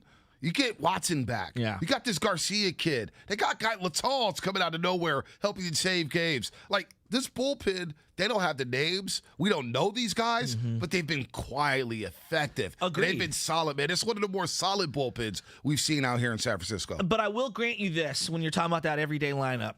Chris Bryant individually is just so sick. And maybe his full index doesn't read like a 2002 Juan Gonzalez series in terms of what his batting box score is. But what he means for this team in 2021, I mean, he hit an absolute rock at the first base, which, I mean, that ended up, obviously winning the game for them in the bottom of the ninth. But it's what he's done to provide someone like Buster Posey 2 batters away from him in the lineup in this game where he's getting good pitches. Before, I could throw Buster 3, 4, 5 pitches in the dirt and make him, chase because he's frustrated, because he's trying to do too much, because the team's down 4-1 and he's trying to spark them. And now everybody's calm and they're waiting for that guy to come to them. And I really think that them injecting Chris Bryant into this lineup has been everything for them. And you talked about kind of the lack of RBIs.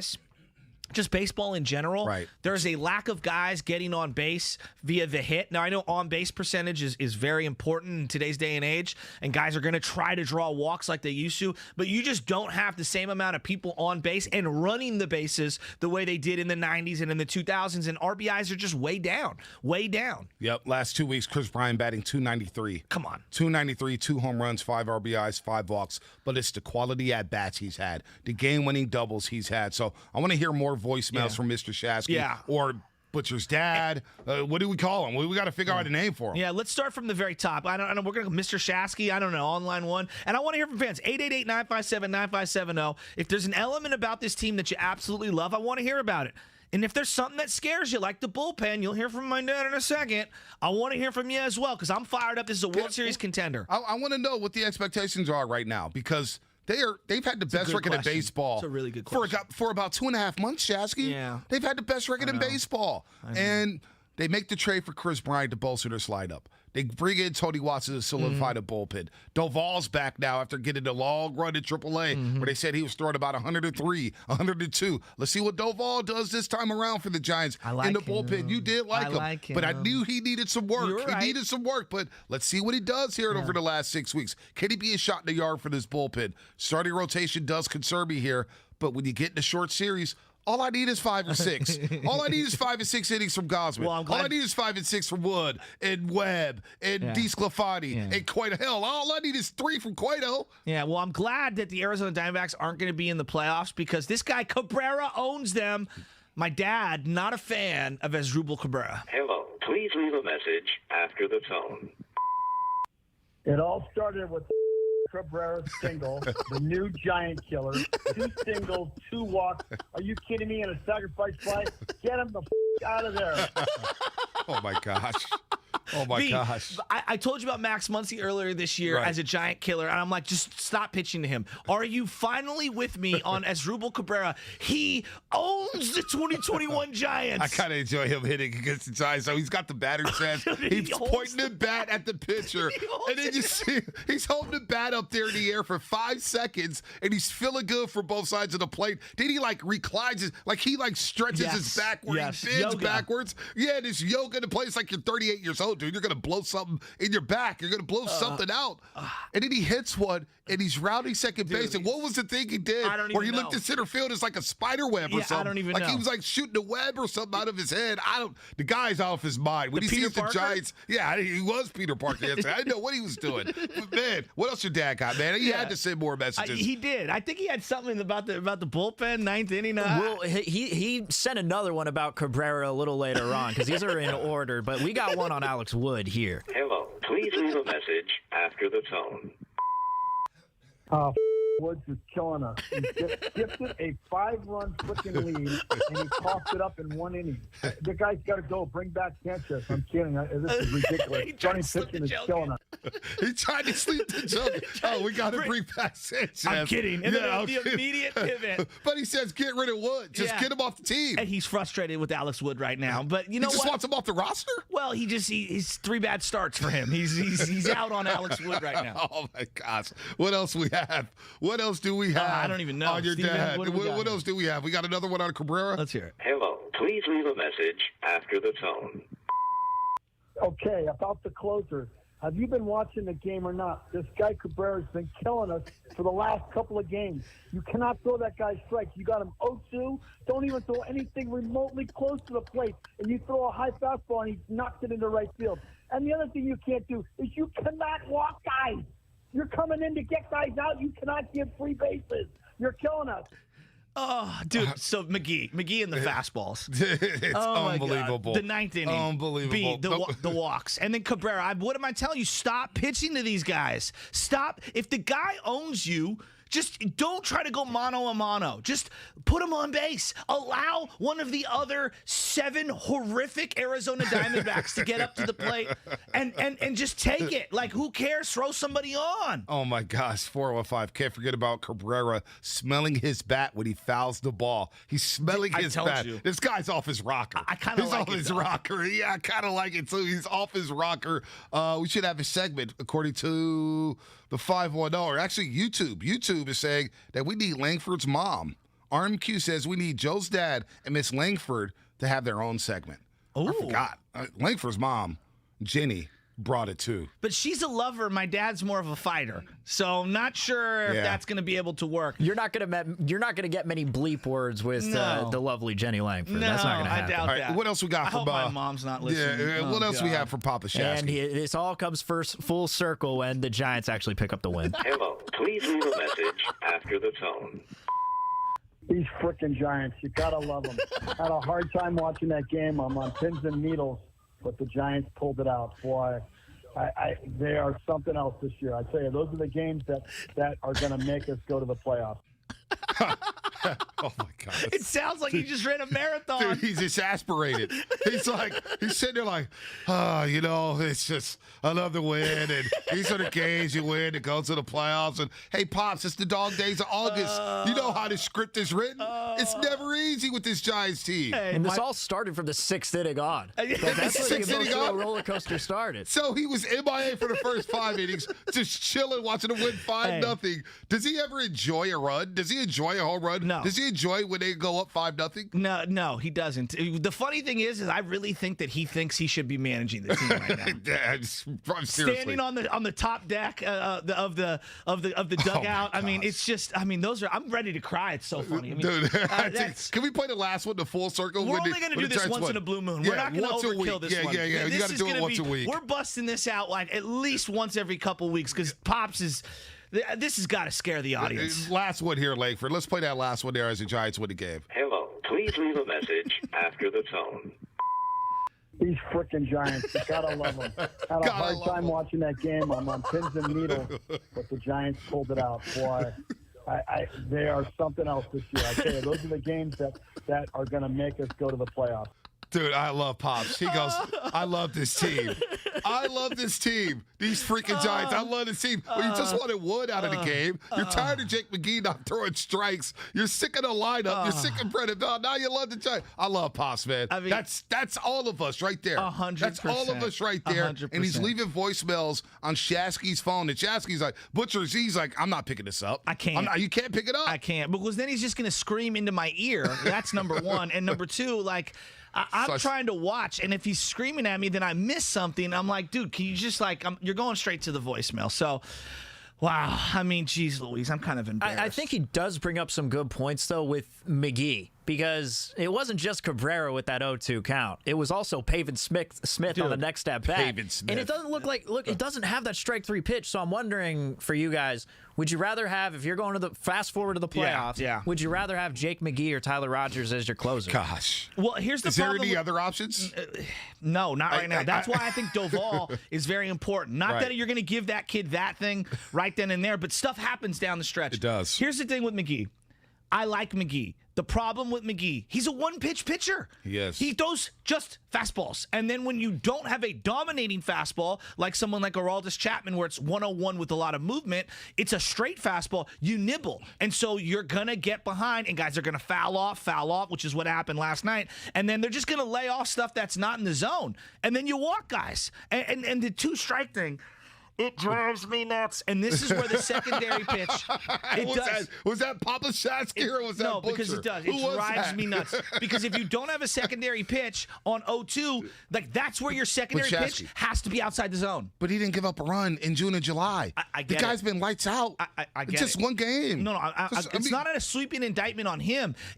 This is a microcosm of what we might see down the road because of his limited repertoire pitching. He's only blown 3 saves all season. He's been great. 3 blown saves all season. He's been great. But do you trust him in a Dodgers series to close it out in a 5-game series? I didn't trust Rob Nen or Rob Beck.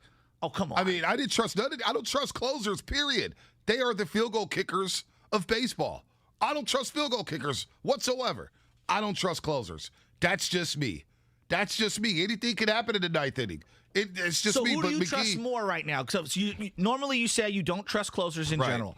Who do you trust more right now for the 9th inning? Because I've given people the numbers when it comes to the 9th inning. McGee's 9th inning numbers are much, much better than Tyler Rogers' 9th inning numbers, though I would argue some of the 9th inning numbers for Rogers are diluted because he's had a couple of bad outings that have looked really bad. Inflated. Because of the runs given up. But he is lights out in the 8th inning. Rogers is. Just straight up lights out in the 8th inning. The irony is so is Jake McGee. The one area that they absolutely need is they need a 9th inning guy to specifically put down right-handed hitters. That's where they're struggling. Like, look at the numbers. I trust McGee a hell of a lot more than I trust Tyler Rogers in the 9th inning. That's your guy. That's your guy. You bring up Doval, you want him pitching in the 9th inning now. It's not unprecedented. Not yet. It's not unprecedented to see a rookie closing a game in the postseason. I remember David Price did it for the Rays. Yeah. You know, K-Rod. They had Troy Percival, too. Yeah, they had Troy Percival. He was in the 8th inning, but then later on, year 2, he was getting big innings. Like, sometimes a safe situation happens in the 7th or 8th. You know what I'm saying? No, sometimes it happens. So this is who they're rolling with. The key thing is Farhan, Scott Harris, and Gabe Kapler trust McGee in the 9th inning because they didn't make a move for Kimbrel. Now, we don't know what happened there. He goes to the White Sox, but I thought Kimbrel would have been perfect on this roster. Perfect. I'm with and they you. weren't able to get Craig Kimbrel. Now, they stole Chris Bryant from the Chicago Cubs for a pack of peanuts and a pack of big league chew, but we got to roll with McGee. This is where we're at here. This is a guy who did give up a run in June and July. He's only blown 3 saves all year. The fastball has been humming. That was a rough start. It's going to happen. You see the Diamondbacks all season long. They've seen him 15 times now. All right? They know what Jake McGee's bringing. And he was a longtime Colorado Rocky. So he's been in the division. He's played for 3 teams in the division now. I know. Rockies, Dodgers, and Giants. This is who you got to roll with, Shasky. So I'm not going to go crazy off of one blown save. He was due. No, I'm not going crazy. He was due. No, I'm not going crazy. I'm just saying like that. There's a hole in their repertoire coming out of the bullpen, and it's a soft spot. Like not a hole. It's a soft spot. against right-handed hitters in the ninth inning. And it's been a consistent theme throughout the year. And it's not an indictment on McGee. It just is who he is.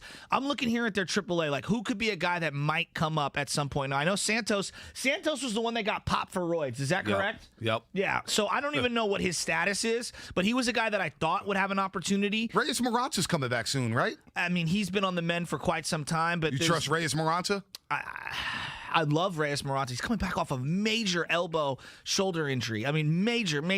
Camilo Duvall, 24 years old. That's the guy that I'm looking at, and I'm saying to myself, is there an opportunity for him to come in, maybe start to really put a couple of outings together and give himself an opportunity, maybe not to be the closer, but to be part of the closer by committee staff, where on a particular matchup in a particular night, depending on what the situation is, you throw him out there. The other guy who a lot of people have been touting is Kevin Castro, excuse me, another right-handed reliever. Like, I think right-handed reliever is, for me, the area of concern. So I don't know if they have the internal answers. Is there a guy that they can bring in before September 1st that can clear, the waivers and whatnot? I don't know. I don't know either. AAA 957-9570. What's your expectation now with the San Francisco Giants? Are you having fun this year? They're 31 games over 500, 4 up on the LA Dodgers, a riveting victory last night over the Arizona Diamondbacks. It's never going to be easy, especially in the month of August. It is never going to be easy as the Giants roll, and they'll take on the Diamondbacks again tonight at 6:45. Another big start here for Gausman. Gausman versus Merrill Kelly. Remember, Merrill Kelly last Thursday threw 8 innings. For some reason, Diamondbacks pull him. I know. The Giants come back from a 4-run deficit in the ninth inning for the first time since 1941. But Gausman, I'm looking at him. He battled last week against Arizona, gutting out 6 innings. Let's see if he can put together another good start after the birth of his child. Shout out to the Gausmans there. Healthy baby there. You saw the pictures yesterday rolling out Twitter. Another big start for Gausman, though. Yeah, there's no doubt this is a big-time start for Gausman. And where's DeSclafani at? I have heard no updates yet on where he's at. I know they wanted to basically have him skip a couple of starts, essentially, and retroactively put him on the IL. At some point, is he coming back? Is Longoria activated tonight?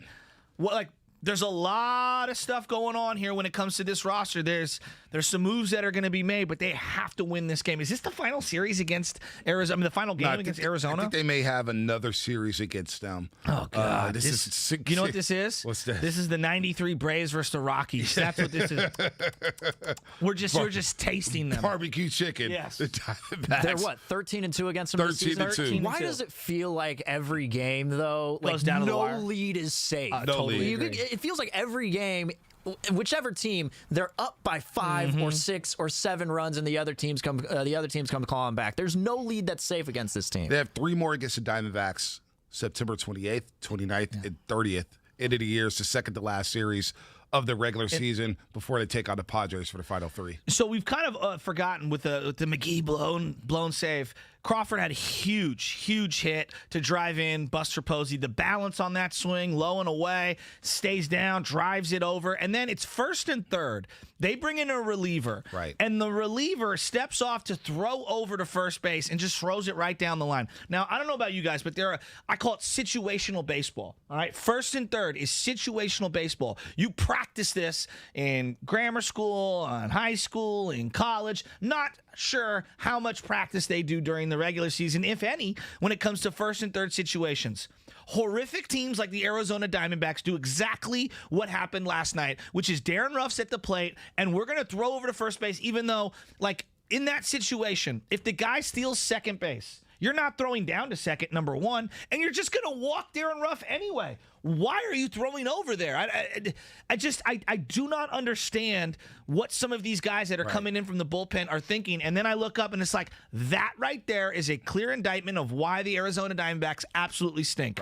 Why are you throwing over there? I don't know. I don't know why Christian Walker's playing first base in the first place. How small does he look there? He still looks terrible. Small and terrible. I mean, and we didn't even talk about, what about that Yastrzemski throw? So it's runner on first and base hit right up the middle.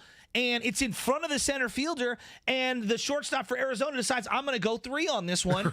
And I think he was safe. Honestly, I'm not sure. They called him out, and I think they stuck with that call. Yeah, did they challenge that? I don't believe they challenged that at all. You could tell that the base runner, I think it was Nick Ahmed who was the base runner. He was mad that they didn't challenge it because they felt like he got it. I mean, you got nothing to lose. Why aren't you are you tanking for a draft pick? Like, what are you doing? But that's another moment of bad baseball situational awareness. Ball hit to center field in front of you. You're not supposed to. You're Nick Ahmed. You're not Juan Pierre in his prime. Doubt. Like, who says you can go first to third there? I don't know. I mean, thank you, Arizona, but Jesus. We're talking a little Giants baseball here on the Roast with Butcher and Bonte. The segment is presented by Go to State Lumber, open from 6 a.m. to 5 p.m. Monday through Friday, with some locations open on a Saturday. Visit GoToStateLumber.com for more information. Twitch right now is blowing up. People are going crazy right now on Twitch about these Giants. And YouTube, subscribe to our YouTube page. Yep. We're at 1,380 YouTube subscribers. We want to get at 2,000 by the end of the month. Let's get up to 2,000 by the end of August there. Hit that like button. Subscribe. Don't forget, we're on Twitter as well, at Morning Roast 957. We're having a lot of fun here talking some Giants, but I want to switch gears for just a second here, Shasky. Okay, we'll get back to it. Yeah, we'll get back to the Giants. Otto Porter Jr., we'll get to some Warriors as well. Otto Porter Jr. will join us at 9:30, the new addition to the Go to State Warriors. Let's get to know Otto Porter Jr. Have you ever met him in the locker room? Maybe. I mean, I've been in the Wizards locker room. It feels like a lot after they gotten roasted here. Yeah, your boy Westbrook? Yeah, Westbrook. Well, not just Westbrook, but before that. Come on, man. Why you got to bring up Westbrook, man? You got to bring that up. Bradley Beal, what he said, Steph Curry dropped 50. Kevin Durant scored 30. He got us 30. Clay got us 20. That's 100 points for three dudes. And he just dropped his head, like shook his head. He was like broken. The Warriors took his soul. But John Wall and company, then they had a big brawl. Otto Porter Jr. was part of that game where Bradley Beal and Draymond got into it. Remember that? A few years back, Otto Porter Jr. had 29 in that game. So let's get to know Otto Porter Jr., what he likes about the Bay Area, or what he's known or heard about the Bay Area, what he's learned about Steph Curry and company from afar, playing with the Washington Wizards, Chicago Bulls, and the Orlando Magic. So that'll be a lot of fun at 9:30 as we get to know the newest Warrior. But the Niners came out with a depth chart yesterday. Depth chart. Everybody's going crazy over 49ers depth chart. Can I say something here? What's that? All right, so quarterback is the thing getting all the headlines, okay? Yep. Let's just put that just for a second, put it to the side. We're going to get back into that because I know how important it is. I am ridiculously scared about one position. What's that? It's not the offensive line. Okay. It's not right tackle. Wide receiver? It's not wide receiver. Linebackers? Nope, it's not linebackers. Running backs? I'm worried about the safeties. Oh. Jaquaski Tart has not really participated at all in any of these camps. He's a guy that stays hurt. When he's out there, he's a good player. He's I'd say a B minus player. Do you agree with that? Yeah, absolutely. Okay. I mean, he may not be back for week 1. Okay, so then they signed Tony Jefferson before even knowing what was going on with Tart. He hurts his groin. Now, like, the thing that I don't understand is we've got 8,000 people at camp monitoring every stupid little pushing of a sled, and yet no one wants to tell me that they're worried about the safety position, like, at all. I am. Is anyone else worried about it? This is already one of the weakest parts of the team in the secondary with the least amount of proven players. You got Jason Verrett, who's held together with duct tape on one corner, and, I don't know, a revolving door of rookies at the other corner. Emmanuel Mosley, he'll be starting. Okay. K'Wan Williams in the slot. And then you got Jimmy Ward, who's done a great job hyping himself up all offseason, but he's another guy who's really only put together one comprehensive season. Maybe two. Okay, two. Give him 2. Okay, 2. He missed the first couple games of the year in 2019. You lose Marcel Harris to a different position because now he's playing linebacker. Tarvarius Moore is out for the year. Achilles injury. Yep. All right. And now you're out here working out veteran safeties, Clinton Dix, Clayton Gathers, Bradley McDougal, Drake Kirkpatrick, they sent them home. Andrew Sandejo, Perfield Yates. Like, what? Are you not worried about safety in this division? Drake Kirkpatrick got sent home. They didn't even sign him. 5574 in the text line, 888-957-9570. I keep beating my drum on this. Trade Jimmy G for a safety ASAP. Strong safety, when you look at the depth chart, it's a problem. There is no doubt it's a problem. And if Bosa, Ford, Armstead, Ebukam, if they're not ready to go, this is a problem. Like, you got tight ends in this division. You got wide receivers like DK Metcalf and Tyler Lockett. When they look across it, they say, man, they got no safety there, just Jimmy Ward. And Jimmy Ward's been doing a lot of chirping this offseason, a lot of talking.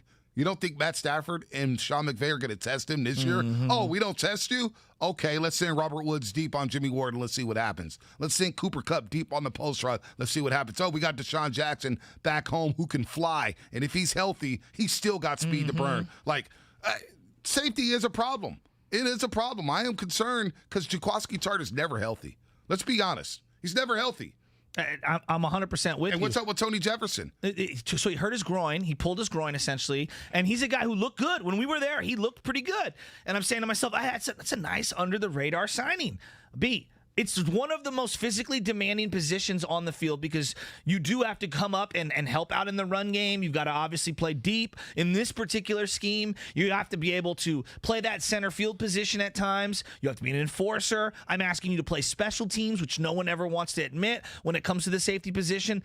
Like, this is a concern to me. And I know it's not quarterback, and I know it's not wide receiver, and I know it's not one of the sexy positions, but if you're not concerned about this secondary, I don't know what you're looking for. Like, I'm very worried right now. And that's where I go back to the quarterback position and I say to myself, look, if things are equal and you are thinking about getting Trey Lance into the starting lineup, if you're even just do it and move off of Jimmy, get whatever you can, get me a safety who can help play. Even if you have to offset some of his money to go. Like, what's more important right now? The drop-off between Jimmy and Trey, or whatever the hell you have in that backfield for the defensive back area for safety. Like, the drop off from our competent starters to practice squad guys is way farther of a drop off than whatever you think the drop off is for Jimmy G to Trey Lance. Tavon Wilson right now is listed as the starting strong safety on the first unofficial depth chart of the San Francisco 49ers. Don't forget, it's unofficial. It is an unofficial depth chart. Is it? It feels pretty official to me. When I'm seeing this stuff listed, online, and I actually see names put in there, I'm like, this seems pretty official to me. It's 2 weeks in, and it says 2021 San Francisco 49ers unofficial depth chart. And it's an unofficial depth chart. There's going to be some moving parts here, like Brandon Ayuk. Is Brandon Ayuk really going to be the punt returner? Because that's more of a concern for me. Now, I know there's some wide receivers who, like Antonio Brown, for example, who returned a lot of punts for the Pittsburgh Steelers. It does present an interesting dynamic on special teams. Like John Taylor was a punt returner for the Niners. He was a great punt returner, also a wide receiver. But with this wide receiving core and the injury history of Brandon Ayuk from just last season, I'm not having him back there returning punts. I'm sorry. I can't lose Brandon Ayuk on this football team. You lose Brandon Ayuk in the receiving core, now you're down to Deebo Samuel, Sherfield, and Mohamed Sanu. That's a drop-off. How do you feel about Brandon Ayuk returning punts? Because I just catch the ball, fair catch it. No, I can't risk my star wide receiver getting hurt on special teams. What I don't understand, and people say like, just catch the ball. When you know you don't have anyone back there competent that you trust to catch the ball, don't even put someone back there. Just let it bounce. Just let it bounce and just take the ball. If it lands at the 6, it lands at the 6. Who cares? I said this in the NFC Championship game against the New York Giants. Stop putting someone back there. Just everyone move out of the way. Let it drop wherever it falls. Poison. Wherever it falls, just let it fall. Like, straight up. They need to sign somebody as a punt returner, but the problem is there's just not a lot of great punt returners right now. And what I can't, for the life of me, understand is that they tried to find that guy in Dante Pettis and then never allowed him to return kicks. Never. All right, so I'm looking at this strong safety from USC, the rookie. Oh, yeah. He's more of a linebacker. Hufanga. Yeah. Hufanga. He is a playmaker. He's getting cooked in one-on-one drills. He is getting cooked. But they said he looks really good in the 11-on-11. You know what? I wouldn't mind rolling with him at strong safety. As we hear Shasky drink some water. That was loud. Turn the mic off when Dude, you that was take a loud. sip. My bad, guys. That was loud. Big old bottle every day. We should just count it up when Shasky drinks on air. We got Hufanga takes, and you're trying to take a sip of water. Yeah, we got Hufanga takes. Come on, man. Sorry about that. Yeah, Hufanga takes, baby. I love this name. I love this kid. What number is he? 35? He is wearing number 29. 29. Number 29. Tart's old number. Tart's old number. Might as well just start him. Yeah, that's Chris Culliver. I'm trying to think. Sure. Ahmed Plummer. Did Ahmed Plummer wear 29? I think he wore 29. Gosh. Ohio State. Look it up. First round pick. Yeah, I remember. I know who Ahmed Plummer is. Jason Webster opposite him wearing number 36. Yeah, I'm not letting Brandon Ayuk cook at punt return. Nick Newman, Niner Nick, who's listening to the show out there. I'm not letting Ayuk cook at punt return. So I you're want worried Ayuk about to punt cook. returner. Yeah, I mean, I just don't want my star receiver returning punts. Think of how far we've come as Niner fans. I mean, we were worried about quarterback. We were worried about fielding a competitive team. And now we're like, this safety position and this kick return. I am legitimately worried about safety, though. Yeah, but punt returner is not on my. It's not even on my radar. Listen, I'm worried about everything. I'm worried about Mike McGlinchey at right tackle. Well, I'm worried about Nick Bosa's knee. Is he going to be ready for week 1? Speaking of Bosa, forget the knee. Did you see the abs? No, I mean washboard.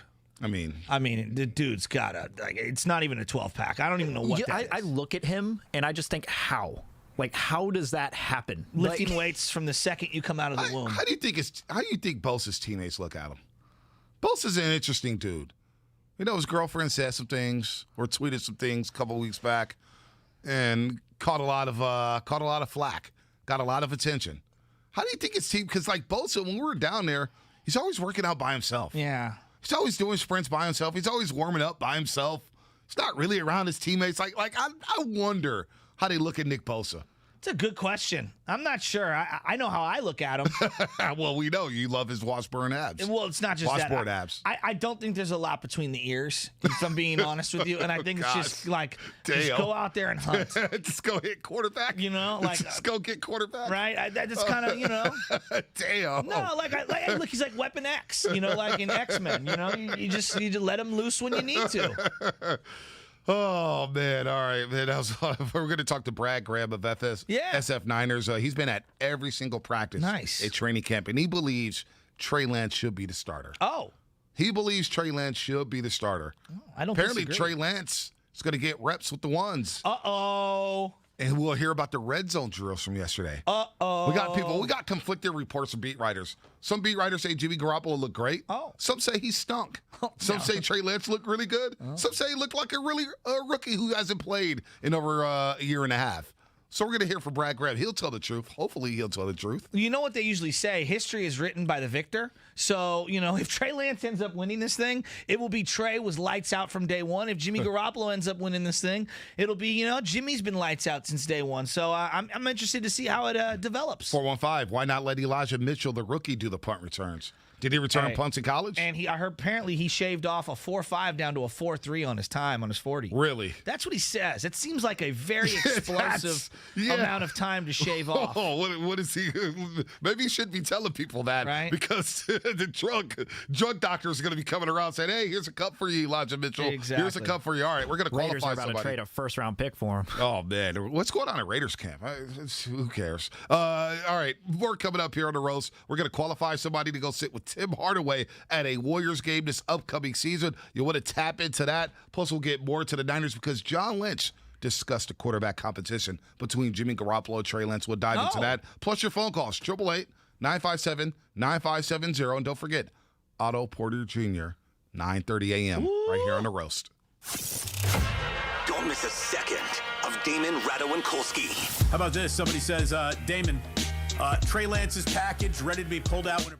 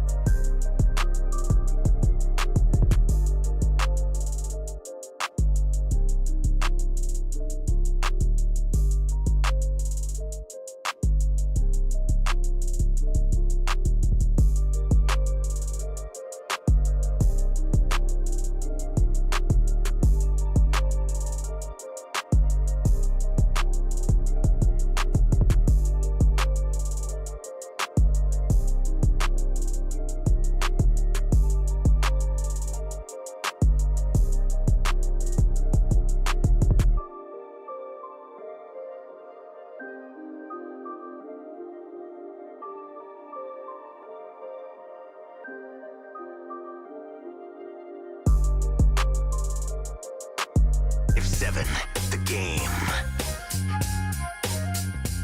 8 o'clock, baby. Let's reset this bad boy on the roast. It's the Butcher, Joe Shasky, Vontae Hill, and nice guy Steven hanging out. Producer John Curley hanging out. Talking a little Giants. They're 31 games over 500. Big win last night over Arizona. They're now 13-2 against the lowly Diamondbacks. You think Lamont Wade Jr. can return punts? Because, man, he made a hell of a diving catch last night. Thought he almost broke his wrist. I was a little worried about that. But that was a great catch there early in the ball game yesterday at Oracle Park.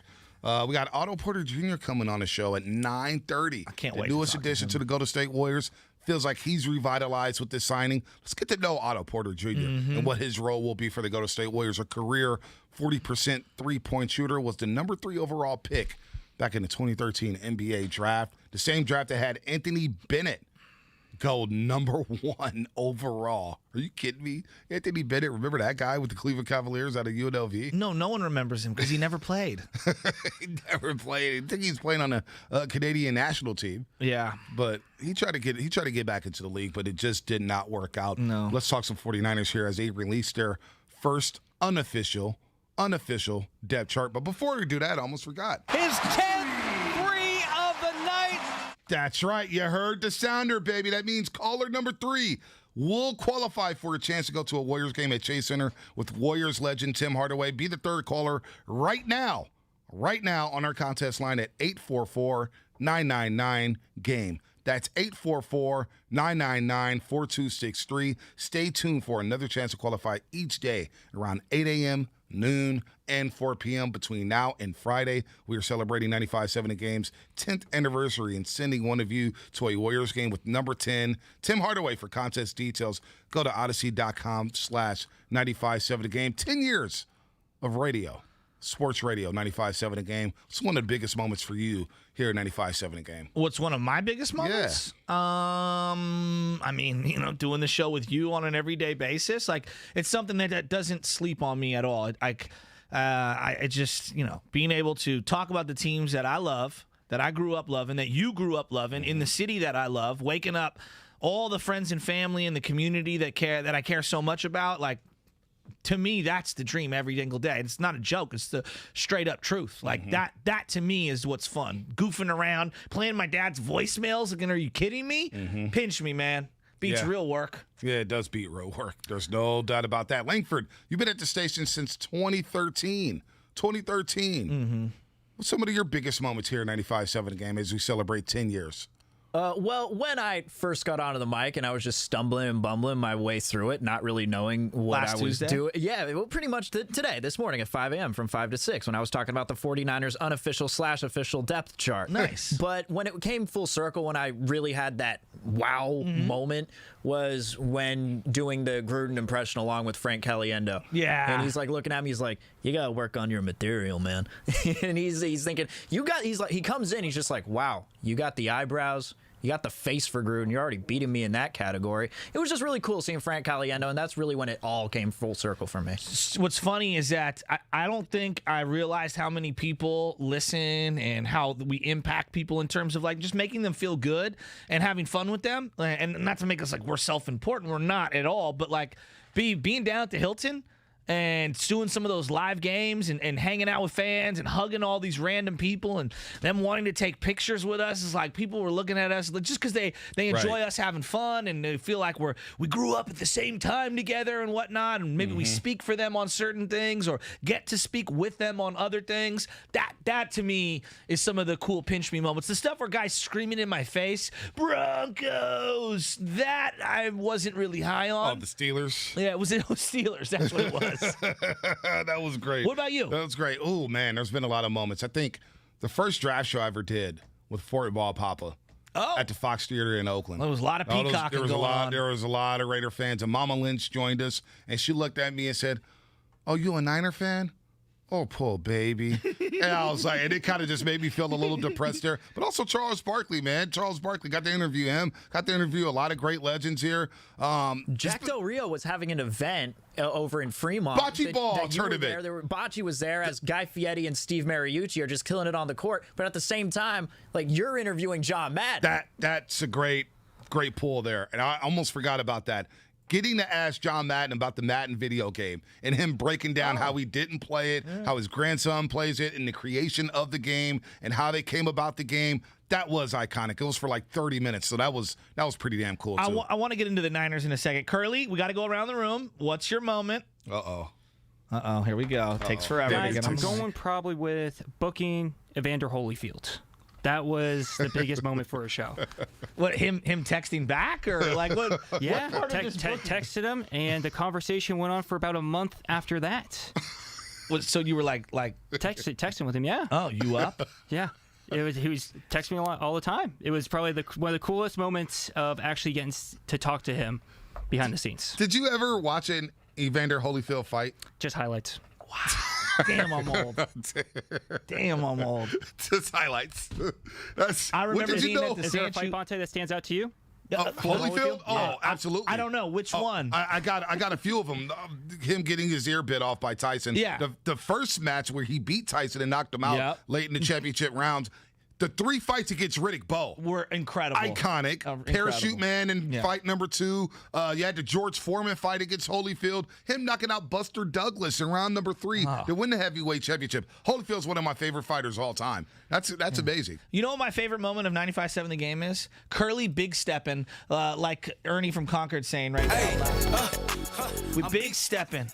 Hey, I sent you some audio on Twitter, Steven, and I want you to pull it off when you can. We lost Robin Williams, a San Francisco legend, 7 years ago today. 7 years 7 years ago today. And he's one of the people, like, when I think of seminal San Franciscans who have had an impact across culture, across my life, across so many different people. He brought joy to so many different people. To see how much pain he was in that documentary. I'm a huge Robin Williams fan for everything he stood for his flaws. I mean, he was far from a perfect person, but some of the works that he put out there, I mean, Good Will Hunting might be one of the most, iconic movies of all time, right? I mean, but, Good Morning Vietnam, I mean, just pick Mrs. Doubtfire. There are so many different things that he put out that are some of my favorite movies of all time. I'm a huge Robin Williams fan, and I just seen a great movie, Insomniac, with Pacino. Yeah, that's pretty good. And Robin Williams is like the main bad guy. Oh, it's so good. Yeah, that's pretty good. That's pretty good. But he was a diehard Niner fan, so I sent on Twitter, there's a video that's kind of circulating this morning, and we're going to play it in a little bit here. Yeah, there's a story about him over in San Francisco. Sorry to cut you off. Yeah, no, you're all good. There's a story out here in San Francisco, and I heard Bill Burr tell it, but there was a festival going on out here, some sort of concert, and it was raining. It was pouring, and the acts couldn't go on just because of the weather, and they needed somebody to go on out there,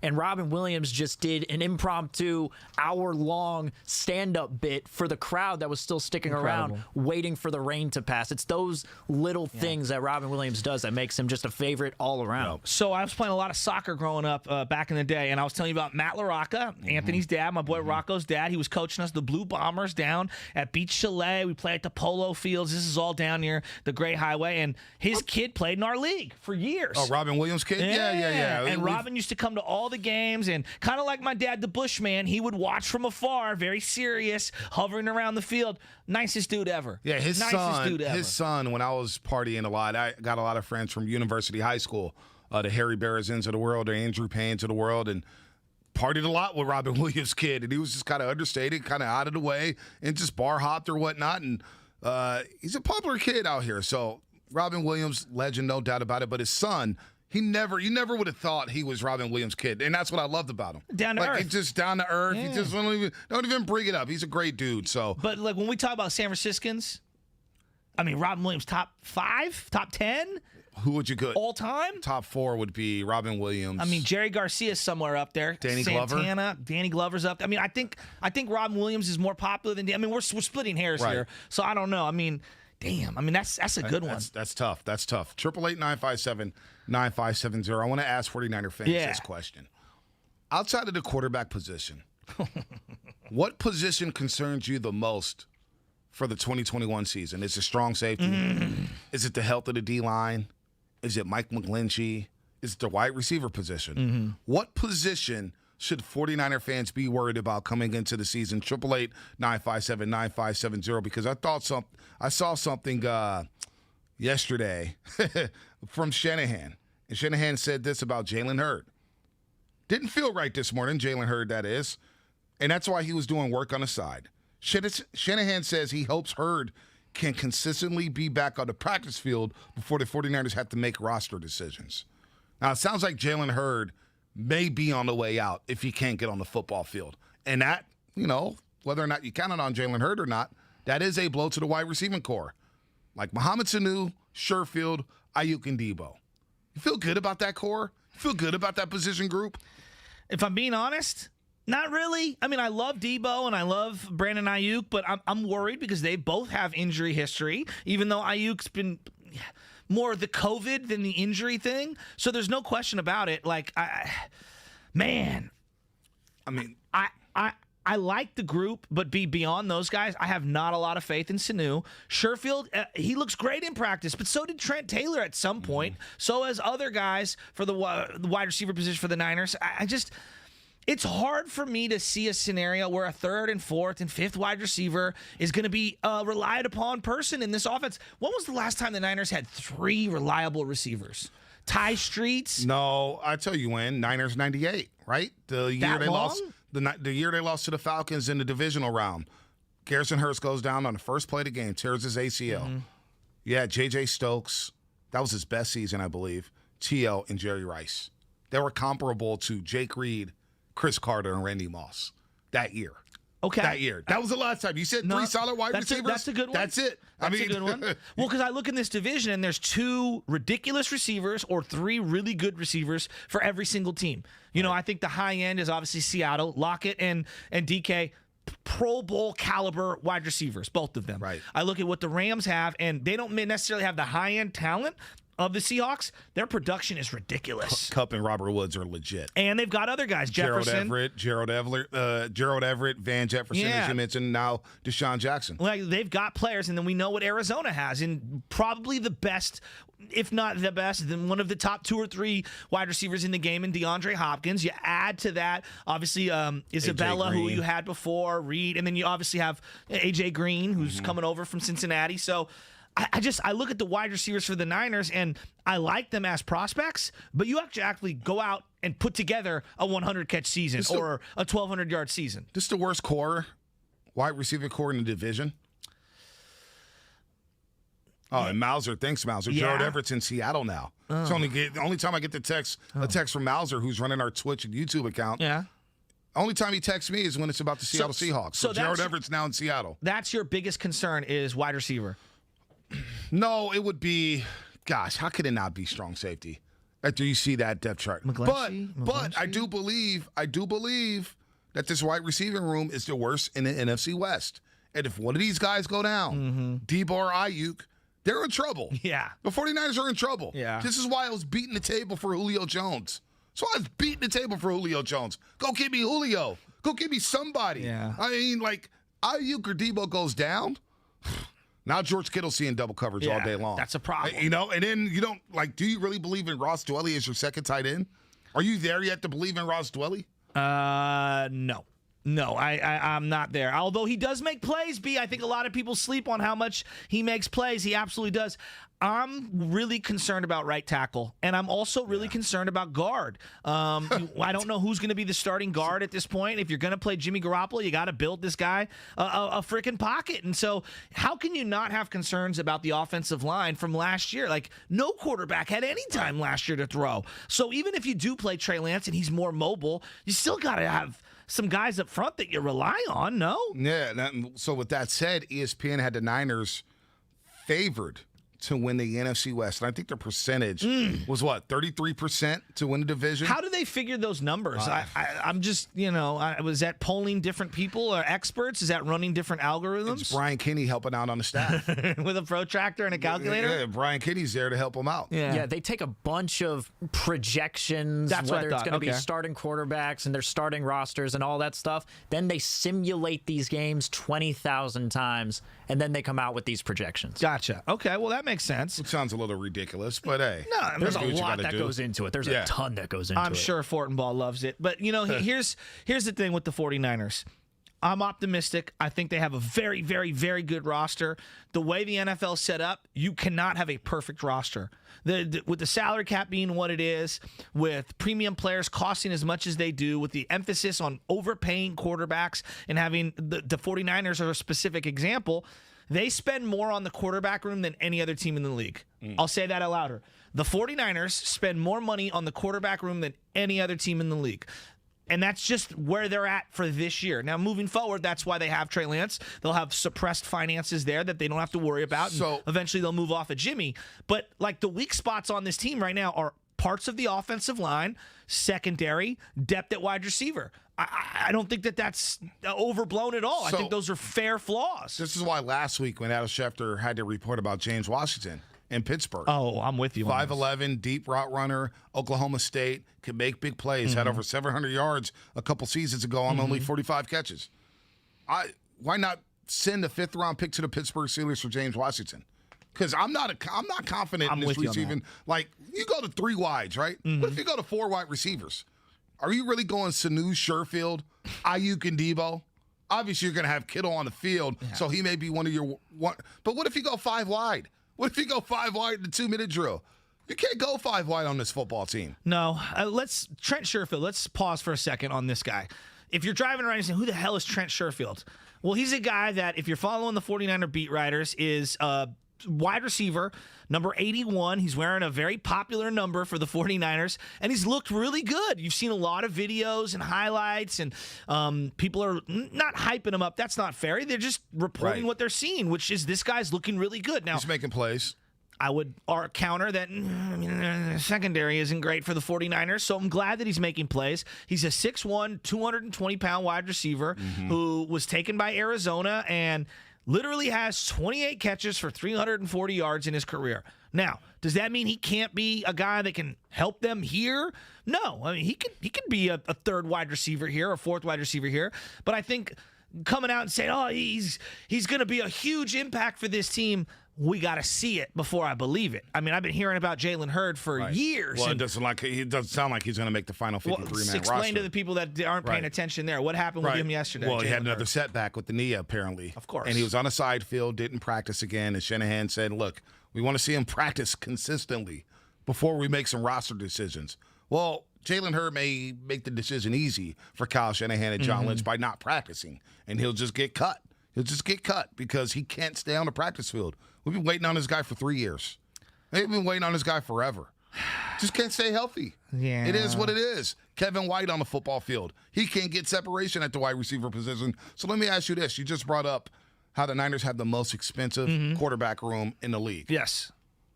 With that said, do you trade Jimmy no matter what this preseason to bolster other areas of this roster? Well, okay, if you were just going to rank your areas of concern, is quarterback more of an alarming, worry over secondary right now? Because I know the quarterback position is very hypersensitive.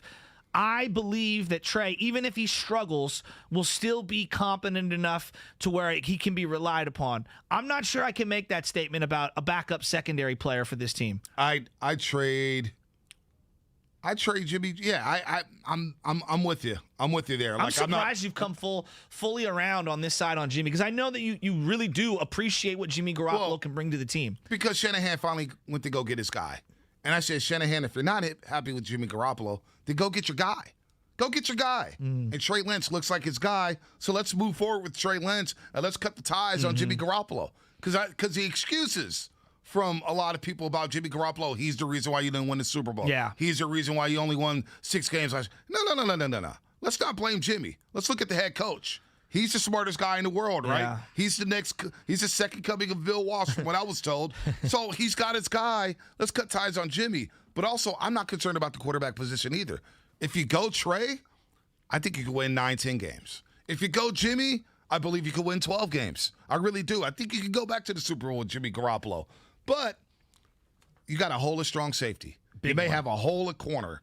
Who knows what's going to happen at wide receiver? Mike McGlinchey at right tackle. Brunskill at right guard. Like, there's a lot of sneaky holes on this football team where you can get exposed within this division, and it could go awry quick. And this schedule, it ain't easy. Like, 2 road games, I don't care if it's against Detroit and Philadelphia.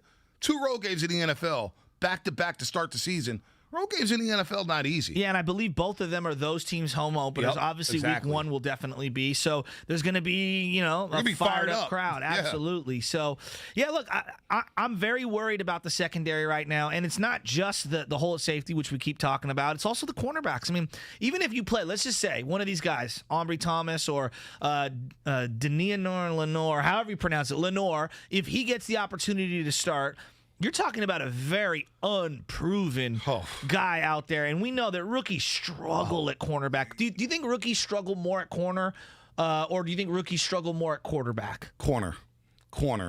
They get roasted. I mean, very few step in and play well. Yeah, and you want to put a rookie cornerback out there on the island against DK Metcalf? Oh, man, that could Tyler Lockett.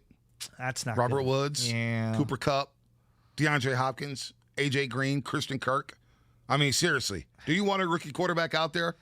No, I don't. Especially after seeing a guy in a practice squad jersey. Who's your boy, number 48, Webster? Oh, my gosh. 47, 47, that was what it was. The Miami Dolphins game? It was unbelievable. All right, let's do this or that real quick. This or that, we haven't done it for a while. It's day 48 of this or that. We made it 48 days with this or that. This one's not bad. The question today is, delivery or sit-down restaurant? Delivery or sit-down restaurant? This or that or this. Delivery or sit-down restaurant? Look, I love a good delivery. But there ain't nothing better than a sit-down restaurant. Come on, man. Come on, for real. Like, there's just something about going out to eat, number one. Being out and about after we've all been stuck in our homes for so damn long. That's one portion of it. And doesn't the food always just taste better in-house? Doesn't it? It does. And that's not a knock. Like, delivery, like, the food can be really good, but it just isn't the same. No, it's not. I'm going to go eating in-house. Yeah, I'm with you there. Langford, you got to go in-house. It's hot. It's sizzling. It's not like that plate or that grill sizzling when they come up to you, depending on what you order or where you go eat at. Delivery, sometimes they forget things. They'll forget napkins. They'll forget the ranch dressing. They'll forget utensils. And then it's just like lukewarm. And then it's sometimes ranch dressing, man, I tell you. I mean, lukewarm sometimes. You get the food and it's like, man, it's not even hot. You got to warm it up, and it's just not the same. So I never really was a big delivery guy before the pandemic anyway. Because you're a millennial. Yeah, and I just never really went out to eat all that much anyway. I tried to stay in we as work much in as I radio. can. Plus, exactly. I mean, I was like you for a long time, Langford. I was broke for a long, long time, trust me. And then, you get delivery, and the one thing for me, when I got breakfast delivered, it was just... It was not good. No. I could not do the breakfast tough. delivery ever again. And it was from a good spot, too. I'm not even going to mention the spot right now, but it was a good spot that I was getting this breakfast from. And then when I got it, I was just like, man, I wish I would have gone to the restaurant to eat this. Speaking of breakfast, me and B went to breakfast at Squat and Gobble the other day. I think today, the crew, we're going to go down to Millbrae Pancake House and go see the Mulcreevy sisters and go see the McGuires and go sit down and have a nice crepe. They have some crepes there. Oh, my God. I just go omelet there. It's 5 minutes away from my crib. But Millbrae Pancake House. I go with the omelets. You don't go pancakes? Since we're in the breakfast category, let's get into the key thing, because I'm sipping on my Timeless right now. The Merchant Blend. I went to Timeless yesterday on Piedmont while we're here, and if you're driving around, you're in Oakland, you're in Berkeley, you got to go by Timeless. I mean this, like, no joke. I drove down, I parked right in front, right there on Piedmont. You get off of 580 on that Webster Avenue, loop around, boom, you're right there. Dude. Have you walked in and seen those pastries? Yeah. Have you seen the glass case of multiple glass cases of pastries? I got the strawberry cheesecake, all right? I got a slice for my wife. Then I got the coconut banana cream pie. Oh, yes. All right. Then I got the chocolate peanut butter thingy, which didn't last but 30 seconds. I smashed that into my mouth. And the apple walnut bread thingy. I don't even know what it's called. Oh, my God. So then I got the obviously they blended they're not blended, I guess grinded the coffee for me, and I was smelling it the whole way. Dude, the Merchant Blend is so on point. It is unbelievable. Go to Timeless. This is the honest God truth. Right. It's the best coffee I've ever had. It's great. It's great. It's the cheesecake for me. It takes the cake. Literally, takes the cake. No Did pun you ask intended. for ranch dressing? No, you don't eat cake with ranch dressing. I mean, I've been to your crib, Shasky. You got ranch everywhere. You need some ranch. You got to have ranch for pizza. Ken's dressing's my ranch. I mean, you got to have ranch for chicken strips. Absolutely. Wings. Yeah. I mean, ranch goes with anything. Who doesn't like ranch? Yeah, Steven, give me the thumbs up or get in my ear when we get some of this Robin Williams sound that I want to play, because he's always been somebody that, I told you, I love him forever. He passed away 7 years ago, but he's a guy that when I think of him, I also think of the sports teams around here, because he was a huge Giants fan, a huge 49er fan, and he would incorporate that into his bits. And when I think of him, it's like him, Huey Lewis. Like, there are certain people that are synonymous, with the sports teams around here. So I wanted to celebrate him today. Let's get back to John Lynch for a second here. John Lynch. You got some sound from him? We got some sound from John Lynch. He's discussing training camp with Matt Mayoko and Laura Britt on the 49ers Talk podcast from NBC Sports Bay Area. Here's Lynch on training camp. Homie Laura. I think training camp has been a very productive one, relatively healthy, some nicks and starting to spring up, and I think these days you're just so careful and probably a little proactive. If someone's tightening up, you give them a couple days rather than just because we've had experiences with you try to push through and then it becomes something bigger. Yeah, that's true. You get a couple days soreness, you're back in football shape, you're going through football practice. That's pretty common when it comes to training camp. But here's what Lynch had to say about the roster, because he likes where it's at. I like our roster. I like it a lot, and there's great competition. I think that's the one thing that I really enjoy. I think we're deeper than we've ever been. I think the D-line is a great representation of that. We've really added to that with guys like Ebukam and, the Raider guys, Mo Hurst and Arden Key, that I think are really, Zach Kerr came in. All our top flight guys, Armstead and DJ Jones, they're all looking really, really good. Bosa looks great to the side, and probably won't see him much through the preseason. But, he's tracking well for week one. And so we couldn't be happier with the way our roster's shaping up. And, you just try to maintain that. You try to always be, looking out there to see what's going on, scouring the league to see if there's anything that could make us better. And we'll never hesitate to do that. One position we're both not worried about is defensive line. I'm so glad you brought that up. So everybody knows the household names. D. Ford, Bosa, Kinlaw, the first-round draft pick. And Eric Armstead. Who got broke off all the money, right? The guys behind them, Zach Kerr, 6 years in the league. He's a nice D tackle. Yes. He's very nice. Mo Hurst, way better than I thought. In terms of his explosion. What was the deal with him and the Raiders? Do we know exactly why they didn't pick him up? What happened there? Our resident Raider insider, John Gruden here on the Raiders. What happened with Mo Hurst? They weren't dedicated to the team, man. I tried getting them involved in the locker room, and it never really happened with Mo Hurst and Arden Key. And I had that law firm. That was my nickname for them. Oh. The law firm of P.J. Hall, Mo Hurst, and Arden Key. The law firm of Hall, Hurst, and Key, man. Didn't work out. There you go. Serious though, Mo Hurst was very good for the Raiders, and quite frankly, I don't know why they got rid of him. Arden Key's a little bit of a different story. Arden Key had that play against Miami with the face mask on Fitzpatrick, and that's why Miami was able to win that game. Then afterwards, Nelson Aguilar goes into the locker room and yells at them saying, "Hey, y'all suck." That's the guy verbatim. That's what Vic Tafur wrote after that game. I remember that. And now he's saying, I had a bad time there, and they've been changing coaches and doing all these different things. So I wouldn't be surprised if both of these guys can thrive in that defense. So this is something that we've given Farhan a ton of credit for, and we've also given the Warriors credit for like a Sean Livingston, for example. Hey, we found value when no one else could see the value. This guy comes here, and he's even better in our particular role than he would have been had he had to play a different spot or play a little more. Mo Hurst, Arden Key.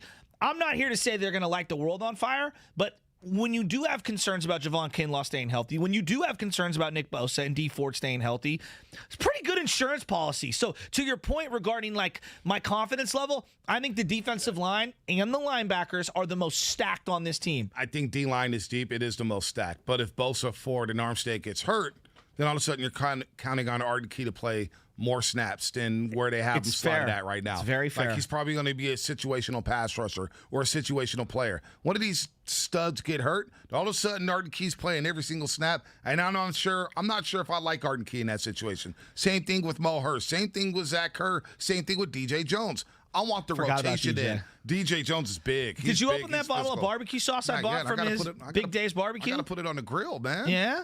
You like it? Yeah, well, I mean, DJ Jones does his own barbecue sauce, and we saw him at a training camp, and we walked over, and he was talking about barbecue sauce, and I said, you know what? I'm going to go to your Instagram, and I'm going to order it. And I ordered some for me, and I gave a bottle to Bonte. So maybe on social media, maybe we do a little barbecuing, and we do a little taste test on his barbecue sauce. No doubt. Here's what John Lynch, though, because John Lynch was continued talking. He talked about the D-line there. We'll take your calls in just a second. Yeah, line 888-957-9570. See a couple calls stacked here. John Lynch, with Matt Mayoko and Laura Britt, basically said everybody is asking about Trey Lance and Jimmy Garoppolo. Jimmy Johnson last night wanting to know. Peyton Manning wanting to know. Calvin Johnson. Tell me about this kid. People also want to know about Jimmy. I hear Jimmy's playing well. And so something about that position, everybody wants to know. And I think there's been a lot of buzz about how well Trey's been playing, and that travels. So a lot of people have asked. And we just got a report from Mike Garofalo talking about D linemen. Seahawks just released Aldon Smith. That could be his last shot there in the NFL. Here's what John Lynch had to say about Trey Lance. He's had a fantastic camp. And the coolest thing is, it's not like we weren't happy with him in the offseason OTAs, but there was such a jump, in 40 days. And that is just, I think it speaks to his work ethic, and he's a pro. He's a pro already. We thought that. Everyone told us that. You meet his family, that kind of confirms that. And then when you mix a guy who it's important to and works, and you mix that with the talent, the skill set that he has, you have a chance for something. Now, we all say he's doing really well. We've had like 4 padded practices, so got a ways to go, but we sure like where he's at. Can't wait to see Trey Lance Saturday against the Chiefs. And when other NFL people, the greatest of the greats, like say what you want about Jimmy Johnson on TV, Jimmy Johnson, the college football coach, and Jimmy Johnson, the NFL coach and GM. He's one of the greatest minds ever. Talk about identifying talent. Right. I mean, he's one of the greats. He's understanding value, understanding how to be aggressive, when to make moves for players. I mean, this guy, in terms of brilliant football minds, Jimmy Johnson's one of the greatest football minds of all time. Hate his guts because he just owned my Niners for many years in that starter coat and that beautiful hair that he has. I also am very jealous of his hair. But second part is he's brilliant. The fact that he is hearing all these things. Again, I think a lot of people thought you and me were just out here blowing smoke. We might be blowing smoke, but the smoke is real. I mean, it is real. There is really something in that pipe. You really think anyone asked about Jimmy? John Lynch threw that in right at the end. He said, these guys are asking about Trey Lance, and they're asking about Jimmy. That's the politician part about it. There's no chance any of them were asking about Jimmy. Well, they probably say, when is Trey Lance starting? And he probably say, we'll see. And then he brought up Jimmy Garoppolo. Yeah, Jimmy Garoppolo's an afterthought. He's an afterthought. Let's go to Jonathan in the city real quick, Butch. Okay, I've got another thought on John Lynch. So let's go to some calls, and I'll give it to you in a second. Jonathan, what's happening, man? You're on the roast. Hey, good morning, guys. I just want to say, man, I'm not really worried about our weakness. I mean, their perceived weakness in secondary because they can't really take care of secondary because they took care of the front. And I love our front, bro. We got the front. They're not going to give anybody time to really scan the field and all that. We saw that 2 years ago. So all those guys are back. And on the receiving end, I like our receivers, man. I like our receivers and where they at as far as how the offense and how they're going to get used. And I don't perceive that as a weakness because, like I said, man, they have an offensive line. Arizona might have all those receivers but from what I read in the paper, their offensive line's not that strong, bro. So if their offensive line's not strong and we got this D line coming at them, hey, watch out. I just love the overall roster and I can't wait, man. I know I can't either, Jonathan. Saturday. Out of curiosity, you read a physical paper. I can't remember the last time I've seen a physical newspaper. He gone. Okay. I like the old school paper. I was reading the paper the other day, physical newspaper. Yeah? Felt good. Did it? It felt really good. Yeah, a little ink on your fingers? Yeah, I'm just tired of scanning up and down on my phone or my laptop. It's good to have that fresh paper, the smell of that paper, the sporting green. All right. It's green. It's nothing like a newspaper, man. I agree with you. The worst message that I get on my phone every single week is that Sunday morning one.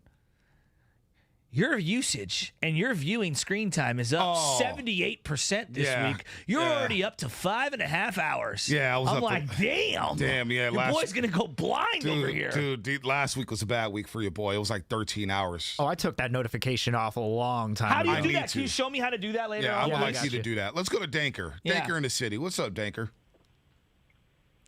What up, boys? How you doing? Good. Worried about my phone usage. What's that? I'm a little worried about my phone usage. Oh, yeah, we all are. I want you to know that. What you got? I'm thinking Curly's mom, your dad, British oil, Excelsior vinegar. Write that down. Oh, I will. No, but seriously, we're lucky. We're blessed to be in the city. And I was lucky enough to know Zach growing up, Robin's son, who's a sweetheart and a champion for mental health. And he actually has some anxiety chews he's been working on. I'll get you the name, Prepare Your Mind, PYM. Anyways, to make a long story short, I'll never forget, I got invited to his house. We were like really into DJing back then. And you go to someone's house, their parents, you respect their parents, obviously, but you don't really know their parents unless you really grew up with them or something. I never really interacted with Robin until then, and he was in not the best state because his mom was sick. So to make a long story short, he comes to the room and he apologizes to us for how he treated us. He did nothing. He was the sweetest guy, and he decided, guys, I feel so bad. Let me take you out to dinner. And I'll never forget that he was concerned on what impression he gave to us just as children. And I've been to some other parents' house, and some of these parents, Joe, and I mean, they're not the sweetest no matter what. And he always went above and beyond no matter who it was, no matter where he was. And we all could take a page from that. Yeah, Robin Williams was the best. Too. Yeah, good call, Danker. Robin Williams was the best. Here's one of his stand-ups on the 49ers, Monte. Let's listen to this. Yes. Niners! This man is a professor at Stanford. Doesn't matter what type of job you have. You may be a PhD professor, but all of a sudden, like Niner people. Niners! Professor Hibble. Well, I like the team. Niners! 40 Niners. Thank you, Sister Therese. People cheer now, but where were you 6 years ago? Where were you 6 years ago when the 49ers had a quarterback going, we'll hike when the energy's right? When they used to have linemen who go like, well, I really can't deal with him. His pressure's too intense. I mean, he wants to run over me. I tried all the moves. I tried the thing. I let him go by, and then I pushed him. Get off. Get off the field. I don't need this pressure. What is it going to be? There's a football strike on now. I mean, what are those guys going to do for a living? I mean, there's one picket line I don't want to cross. How you doing, Mr. Green? Whoa, you better not mess with me. Whoa, thank you, Mr. Green, thank you. I mean, what are those guys going to do? What's the center going to do now that he's out of work? Work in a fast food restaurant going, your hamburger's ready. Niners used to suck. That's basically what he was saying. No doubt. Niners used to stink. That's from 1982, I believe, that stand-up where we're talking about the Niners. And to this day, again, this is what people sound like when they're standing next to me. They're screaming, Niners! Come on, where's that guy's voice? Somewhere on our board. Niners! So true on that. And that's why I don't go to Section 327. I love the kid. I love him. But I can't hear that all day long during a football game. No! Come on. Come on. I'm trying to watch football. Did you have red and gold day at school? G. Parker. No, we didn't. So we didn't have red and gold day. At the Catholic schools here in the city, you know, St. Gabe, St. Cecilia, St. Stephen's, whatever, Epiphany, no matter where you went, we would have Niner Day on Fridays before big games. I think the public schools probably thought red, that's a game color. Probably. We can't have these kids coming in here with red on. But, Robin Williams talking about, Mother Teresa yelling, Niners, screaming and yelling. That's how the old ladies at the schools were. All of the sisters. I mean, Curly, you went to a Catholic school. Tell me that these sisters didn't get down with some Niner football. Oh, dude, some of the best jerseys that you would see, some of the best attire, some throwbacks. There'd be some pretty cool stuff. It sounds like I really missed out. I'm going to a private school. They'll let you know. I missed out on, Mom, I'm Becky Tindall. I'm ticked off now. I didn't go to a private school. We should get Sister Pauline from St. Gabe's on hold and see, like, you Jimmy G or Trey Lance? Who you like? Do we have any of the Robin Williams San Francisco Giants stuff? Because he did some really, really, really cool things in on a lot of like the Take Me Out to the Ball Game, and I know during their playoff runs in 2010. And to this day, when I see some of that stuff floating on YouTube and on the internet, it literally makes me want to cry because this dude loved his teams. Academy Award-winning actor and Giants fan Robin Williams. Yeah! Yes, indeed! Good evening, San Francisco! Are you ready? Let's give it up for the 2010 National League Western Division champions, San Francisco Giants! Let's go, Giants! Let's go, Giants! Fire los gigantes! Play ball! Bro, I got a tear in my eye, dude. I don't know about you. That gets me fired up. Am I just a sucker for this? I've seen better Robin Williams. That was just like, you know what? You know what it was for me? And rest in peace, Robin Williams. I do love Robin Williams. Come on, man. But when the playoffs come around and you see all the celebrities come around and all of a sudden they become big-time fans, it's like, I didn't see y'all regular season. I didn't see it. And all of a sudden the who's coming around and they want to get in on a party. Who was it, Journey? Yeah. Was it those guys who were at the White Sox parade? He was with the White Sox. Yeah, it was just like, come on, I don't want to see you guys. Steve Show me the Perry? real Is fan. it Steve Perry? I think yeah, is the show lead me the singer. real blue-collar fan there. But Rob let's get back- Schneider-ish? Yeah, I mean, come on, man. That gets a little much. I mean, come on. like, It's 2010 Giants win in the West. And you got Robin Williams coming out saying play ball. That was fun. That was fun. That was fun. I love you, Robin. Rest That in was fun. peace. 7 Rest years in ago peace. today. Rest in peace. Legend. Brad Graham coming up here, runs the SFNiners social media account. He is great. He's been at every single training camp practice. We'll get the gist on what's going on at the quarterback position as well as Jalen Hurd. What's going on with Jalen Hurd? What's the area of concern for the 49ers? Is it secondary? Is it offensive line? Is it wide receiver? We'll get the gist of everything going on in Santa Clara with Brad Graham coming up here on the roast. In the works.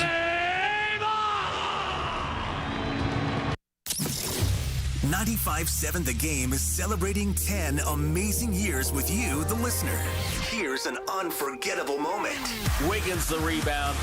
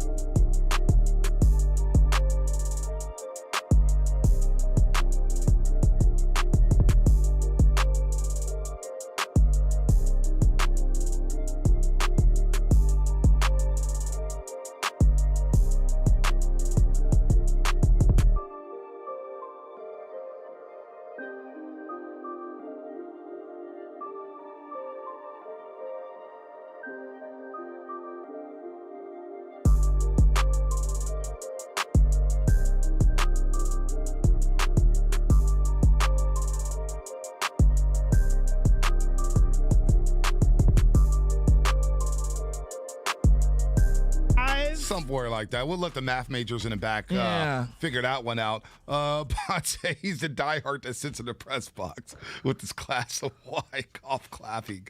I don't golf clap, man. I pump fist. Oh, you pump fist? I pump fist. You and Kawakami just fist pumping? You know me, Butch. I love watching games by myself. I hate watching games with people. All by myself? Yeah, I do. I love it because people start yapping. They start getting sidetracked. They start doing this and talking about everything their night on Saturday. I don't care. I'm locked in.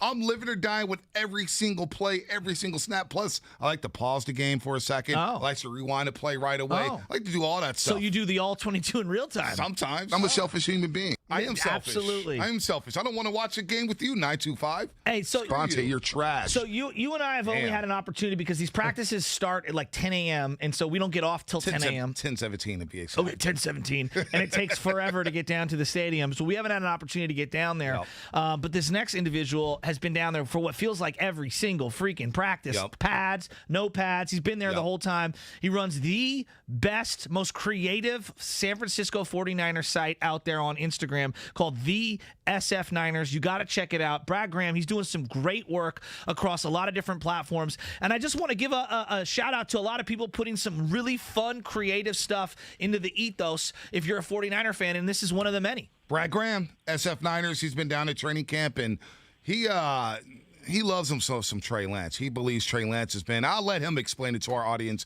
here at 95.7 The Game. Brad Graham, welcome to the Roast with the Butcher and Bonte. Your debut here on the Roast, Jason Aponte, last week, he lit it up on fire. You got a high bar to clear here, Brad. I do have a high bar to clear, but hopefully I can meet it. And to talk about Trey Lance a little bit of Jimmy Garoppolo as well. The last couple days, both quarterbacks have really been playing well. They've been lighting it up. You can see the confidence coming out in Jimmy. Trey Lance is pushing Jimmy, and you're seeing both guys really step up and elevate. But I think the most special quarterback, when we sit back and we watch camp, we're watching what Kyle's installing with his offense, what they're executing from a pure arm talent, pure pocket awareness, and all those good things that come along with playing the position. Trey Lance looks really special, man. So, Brad, how are you sifting through all of the different minutia? Because I'm not there. I haven't been able to be at practice, and I'm like watching what this beat reporter is saying and what this person is saying over here and what this opinion writer is putting out over here or this fan site. And it's like this guy's running with the ones, this guy's running with the twos, this guy's throwing to Debo, but Jimmy's not throwing to Ayuk, but here is Trey. Like, how am I able to break this down? So when you're at practice and you're watching both quarterbacks go, are you just looking like, hey, is this guy completing passes? Or are you really diving deep into who's out there with that particular quarterback at any given time? One of the biggest things that I keyed on when I showed up to the first day of practice is who's running with which group, first unit, second unit, third unit. And it's something that I've tracked every single day because I understand as a former player myself who've been through those practices, who have competed with other guys, I understand what is going on out there. So that's what I'm looking for. I really want to pay attention to who's out there with what group and who's doing what. So when you're out there and you're watching, who's Trey throwing to, who's he under center behind, and who's Jimmy throwing to, and who's he under center behind? So it's been a fascinating experience watching this the past 2 weeks at camp because earlier last week you would see Ayuk, Kittle, Debo come out with the second unit with Trey. I felt like it was a situation where Kyle wanted Trey to get that work with the quote-unquote ones while still working behind the second offensive line unit. And with Jimmy Garoppolo, you get a little bit of everything. You get Sanu, you get Sherfield, you get all the ones as well. But what I do find interesting is that the ones are, in regards to skill players, are working with Trey Lance, and they're being pretty darn successful. And I think the biggest development that kind of got pushed under the rug a little bit was on Wednesday when the media was in attendance. I believe NFL Network and some other national reporters were on hand. The 49ers made an offensive line switch by taking Brunskill, who had played primarily as the starting right guard and has been since that day, but they moved him to backup center, where he played primarily with Trey Lance, and Trey Lance, coincidentally, had his best practice of camp that day. So I've been watching all of it. I've been watching as closely as I can, but Trey's running with first-team skill players. They've done a couple things on the offensive line, I think, to help Trey Lance as well. So it's been pretty interesting to watch. Yeah, can't wait for Saturday. Brad Graham, who runs the SFNiners account on Instagram and Twitter, does a great job covering the 49ers. What is the one area of concern on this football team? Is it safeties? Is it corners? Is it offensive line, specifically the right tackle and right guard spot? What is your biggest area for concern on this 49ers roster right now, Brad? I think my biggest concern comes from secondary depth. We're seeing it get tested extremely early in camp. Obviously, Emmanuel Mosley started camp on the reserve COVID list, so we didn't really get to see him. Tart is on the PUP, which means Tavon Wilson hasn't taken a lot of snaps. But, for example, Jimmy Ward the other day, he got a day off. So we got to see Talanoa Hufanga run with the ones across from Tavon Wilson. We're seeing the rookies out there, but you're also seeing the team try out a bunch of safeties. They're also bringing in cornerbacks, off the streets. So I would say right now, based on everything that I've watched in camp, the biggest concern is just depth of our secondary at the moment. So what do you anticipate ends up happening on Saturday? Because I'm so looking forward to this, and we can get into just what fans are thinking and everything like that. But, is Jimmy going to go out there and play 1-2 series and that's it? Is he not going to play at all? Do you think Trey plays the whole entire game? What do you think their template's going to be on Saturday? Because I can't wait. I can't wait either, and it's going to be really interesting because just like the last 2 weeks of practice, Kyle Shanahan is extremely unpredictable with which groupings he's running out and who's doing what. So preseason, I think, is going to be a little bit of an eye-opening experience to see how he envisions. For example, the team ran two-minute period, and we got to get a really good look at what appeared to be the starting wide receiver unit, which was Deebo Samuel, Brandon Ayuk, and Mohamed Sanu. In regards to the run that they get in the preseason, I'd have to imagine they're going to give Jimmy Garoppolo a couple series. Jimmy hasn't played in quite some time as well, just same as Trey Lance. So I imagine they give him a couple series. But then they pulled the reins back because it is the first preseason game of the year. And then I would imagine we'd see Trey Lance run with the twos.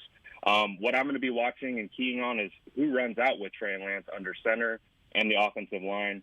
So it's going to be really interesting to watch. But to wrap up the question, I really don't know because Kyle Shanahan has been pretty unpredictable with what he's doing out there at practice. If Trey Lance does start, let's just say hypothetically he starts week 1, how different will this offense look? Will we see the same variation that the offense that Jimmy Garoppolo runs? Because it makes some of the quotes that Shanahan has basically said at the podium, it's like, we got two different offenses. When Trey's in there, we may be a little more run heavy. How much different would the offense look if Trey Lance did start at quarterback for the Niners this season? I think the offense would look substantially different, and the reason why is because when Trey Lance is in, they are running so much zone read action where Trey Lance is either handing off or pulling it and running. I've seen designed quarterback counters and powers. Those are just things that you don't see with Jimmy Garoppolo, and they aren't installing or even attempting to install with any of the other quarterbacks. It is all Trey Lance. And that's one of the things that made Trey Lance look so special last Tuesday and last Wednesday's practice is it feels like we got a glimpse of what that offense could look like, and Kyle Shanahan seemingly unleashed Trey a little bit, and we just got to see wild play after wild play. Trey Lance tucking and running, whether that's standing in the pocket, playing, dicing up the defense from the pocket with accuracy, touch, all of those things. He's the full package, and the thing is with Trey is I know Kyle understands the zone read game. He wants to get the defense playing 11-on-11 football where safeties and linebackers have to key on Trey, which opens up things in the run game, open up things for other receivers. So when Trey – and I don't know if we're going to see that in the preseason because, coaches like Kyle are going to keep things pretty close to the vest. But when we do see it, it's going to be substantially different than anything we've seen with Jimmy Garoppolo in the past. Brad Graham here on the Morning Roast, runs the SFNiners account on Instagram and Twitter. Has been at training camp for the most part, watching this quarterback competition. So real quick, 15 seconds or less. When Detroit rolls around, week number 1, who will be the starting quarterback? Because you've been on Team Trey, Brad. Will we see Trey start at quarterback week number 1, or will he have to wait for a while, or will Jimmy have this job the entire season? I'll say it like this. If Jimmy Garoppolo is on this roster week 1, I would say Jimmy Garoppolo is the starting quarterback. That's the caveat. Wow. I'm kind of with him on this one. Hey, Brad, we got to do this again, man. Keep doing what you're doing. Keep pumping out great material. And you know I'm going to keep liking all the stuff you're putting out there on Twitter and on Instagram, man. I appreciate it. Thank you guys so much for having me. This was a blast, man, and hopefully we can do it again. Hell yeah, we are. Brad Graham, running the SFNiners account on Instagram and Twitter. Been down there at camp. If Jimmy Garoppolo's on the roster, he'll start week 1. Oh, my goodness. Is there any chance Jimmy Garoppolo will not be on a roster come week 1? What would you put a percentage? If there is a chance. Yeah, let me. What percentage would you put it at? Can I flip this instead of a percentage? Well, my percentage right now of him on the roster? Week 1. I still feel like it's 50-50. I really do. 50-50. I do. Wow. Let me throw a scenario at you. That I didn't think that we would come to, but I think we're here. And I think we need to kind of throw this out there. You keep bringing up the Texans. You're not wrong. You keep bringing up, maybe a return to New England, just throwing it out there. That doesn't seem that likely. What about the New York Jets going after someone like Jimmy Garoppolo? Oh. Yesterday, Wesley Steinberg, who covers the Jets, says, this is his tweet, Zach Wilson throws a pass into double coverage to end today's practice, continuing the horrendous start to his Jets career.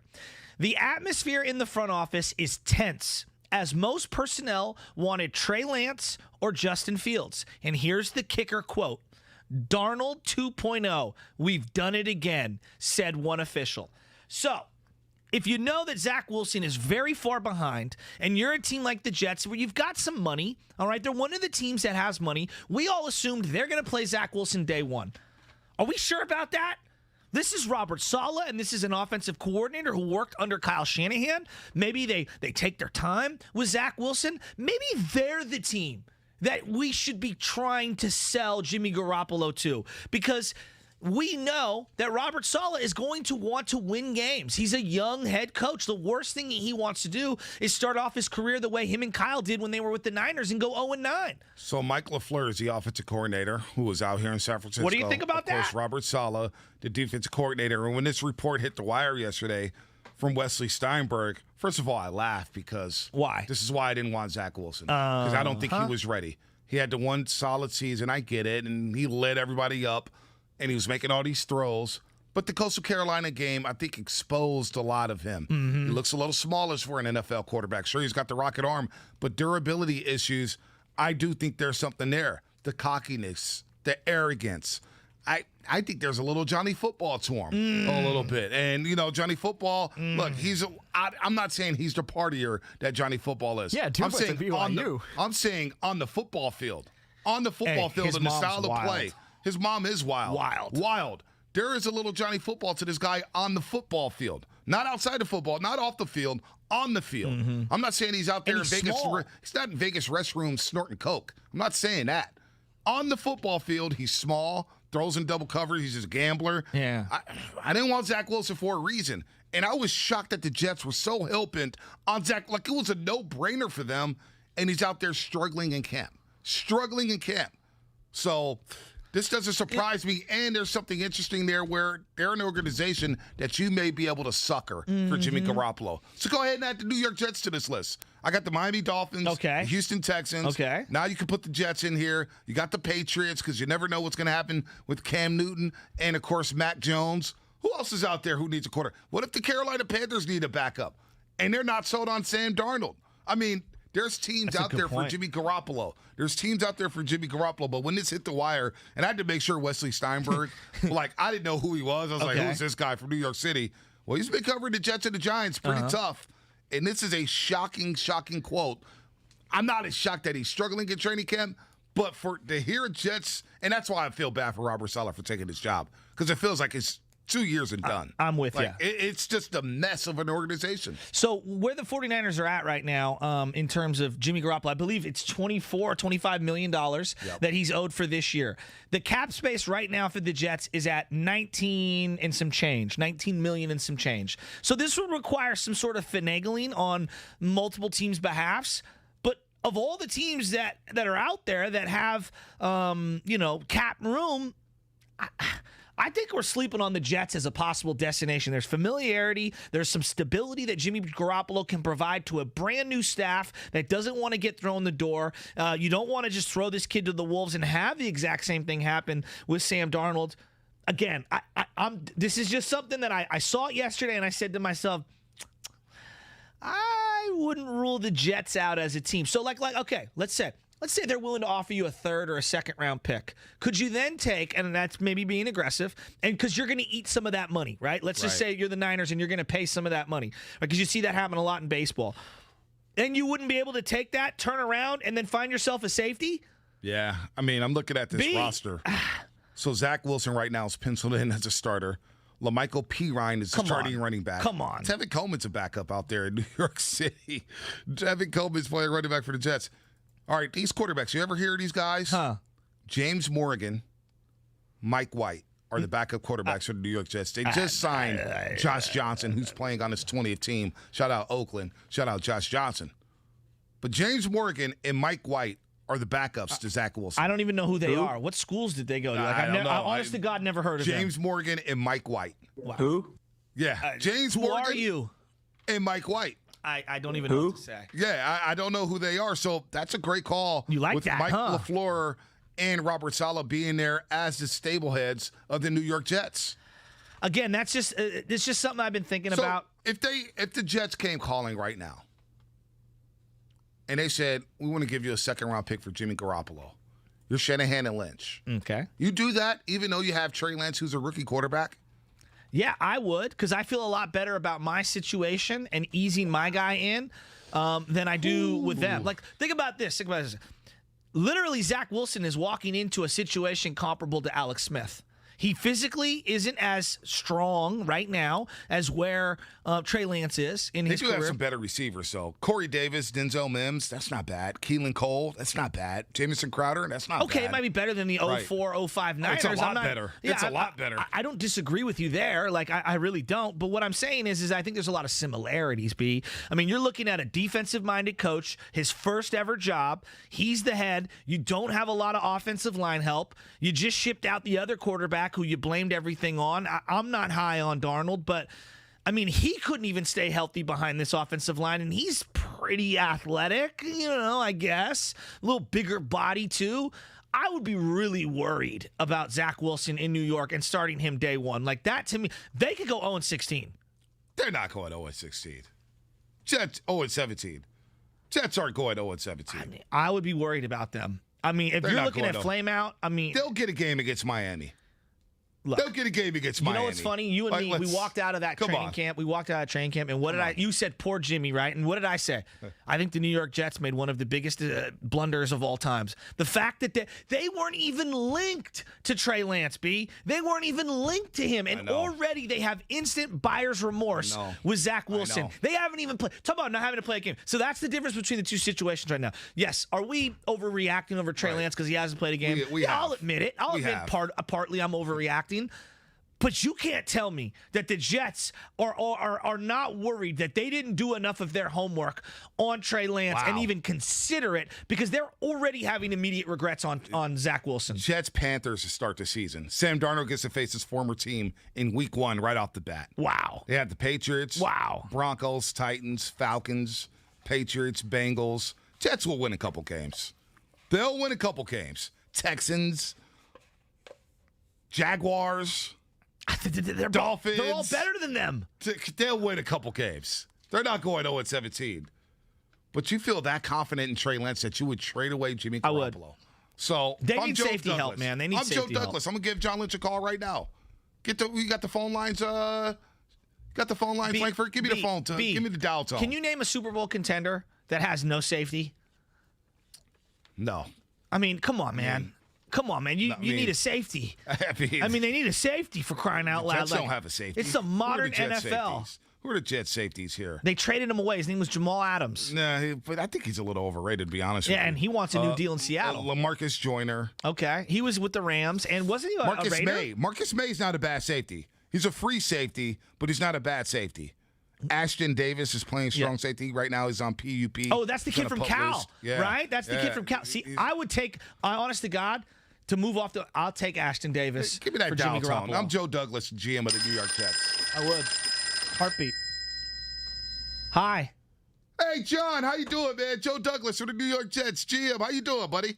I'm doing well. I'm just, let me take off my gold jacket real quick. Hey, man, congratulations on the induction to the Hall of Fame. You look good out there in Canton. I feel bad that you had to follow up Peyton Manning with this speech. But you know what? It is what it is. Nobody will remember your speech, but it's all good. But people will remember that we got your boy Robert Saleh here as a new head coach. I'm a big Saleh fan. Yeah, and Mike Mr. LaFleur. Clean. Mike LaFleur. Thank you for Mike LaFleur. He's going to be calling plays. Yeah. We brought that system from San LaFleur. Francisco out here to New York. But I got to ask you, man.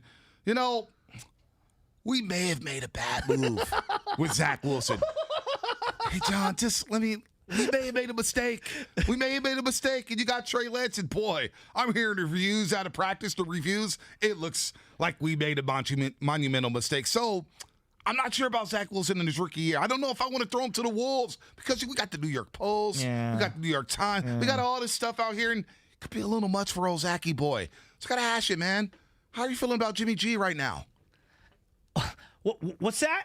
Jimmy just threw a touchdown pass in 11 on 11s. Wow. Yeah, he looks really good. I don't know if you know this, but I just told Adam Schefter he's playing the best football of his career. Really? Yeah. How's his mobility? Well, it's a lot better. A couple years removed from that ACL injury. How's your arm looking? The arm's looking really good. I mean, it's the best it's ever looked for Jimmy Garoppolo. You think he could get the ball to Corey Davis at least 3 times a game? Let me tell you something. He's a great professional player. He's a stabilizing force. You could do a lot worse than someone like Jimmy Garoppolo. You can win a lot of football games. Have you seen our record when he's under center? I did. 22-8. Have you seen what our record is when he's not under center? You know what? And we got the Italians out here in New York City, man. And Jimmy Garoppolo would be a god out here. Yeah. We know that Santana Row. Look, Santana Row's got nothing on Manhattan, baby. It's got nothing on Times Square. What if I just threw you a 4th-round pick for Jimmy? What about that? Well, could you throw in that safety who's on the PUP list right now? Ashton Davis from he's Cal? a local kid from Santa Cruz. He's a workout workout warrior. Throw him in with it. You know what? How about this? I'll spice it up for you. Okay. I'll throw a 3rd-round pick. Okay. I'll give you Ashton Davis, but you need to send me a 4th-round pick back, along with Jimmy Garoppolo. Boy.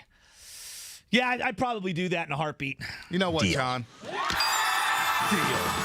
This is why you're a Hall of Famer. Exactly. And this is why I'll probably be fired in 2 years, because I'm sending you some moves, some parts here for Jimmy Garoppolo. And just because I'm a good guy, we're actually going to have to pay probably $3 or $4 million of Jimmy Garoppolo's deal this year. You know what? So me and Parag are going to send you like $3 or $4 million worth of salami. You know what? From Molinari's. You know what? We're going to have fun with this. WFAN, they're going to love Jimmy G. All our sports radio shows. Tierney's going to love him. They're going to love him. Greeny's going to love him. Oh, they're going to all love him, man. Boomer and Carton and all those guys out there at WFAN, Evan Roberts, they're going to love this guy, Jimmy G. Ticked off. We need Jimmy G so bad. Fireman. The fireman's going to be in the front row saying, Jets, Jets, after Jimmy throws a pick. But you know what? I'll live with that. Can you figure it out? Call somebody.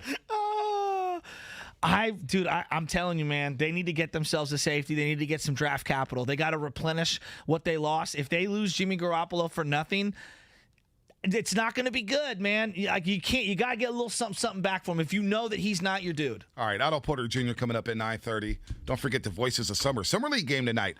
Warriors and Raptors. Scotty Barnes from the Raptors gets Kuminga and Moody. Moses Moody, not Modi Moody. Moses Moody. He's going to be playing against Scotty Barnes and the Toronto Raptors. And the Voices of Summer, Kevin Denna and R.C. Davis will be on the call down there in Vegas. Let's get into the Golden State Warriors here coming up on 95.7 The Game. It's Butcher and Bonte. Cash Money Millionaires. Hey, Jack. Is it true Jack in the Box has breakfast all day? That's why we call it all-day breakfast. And all night? Yep. Early evening?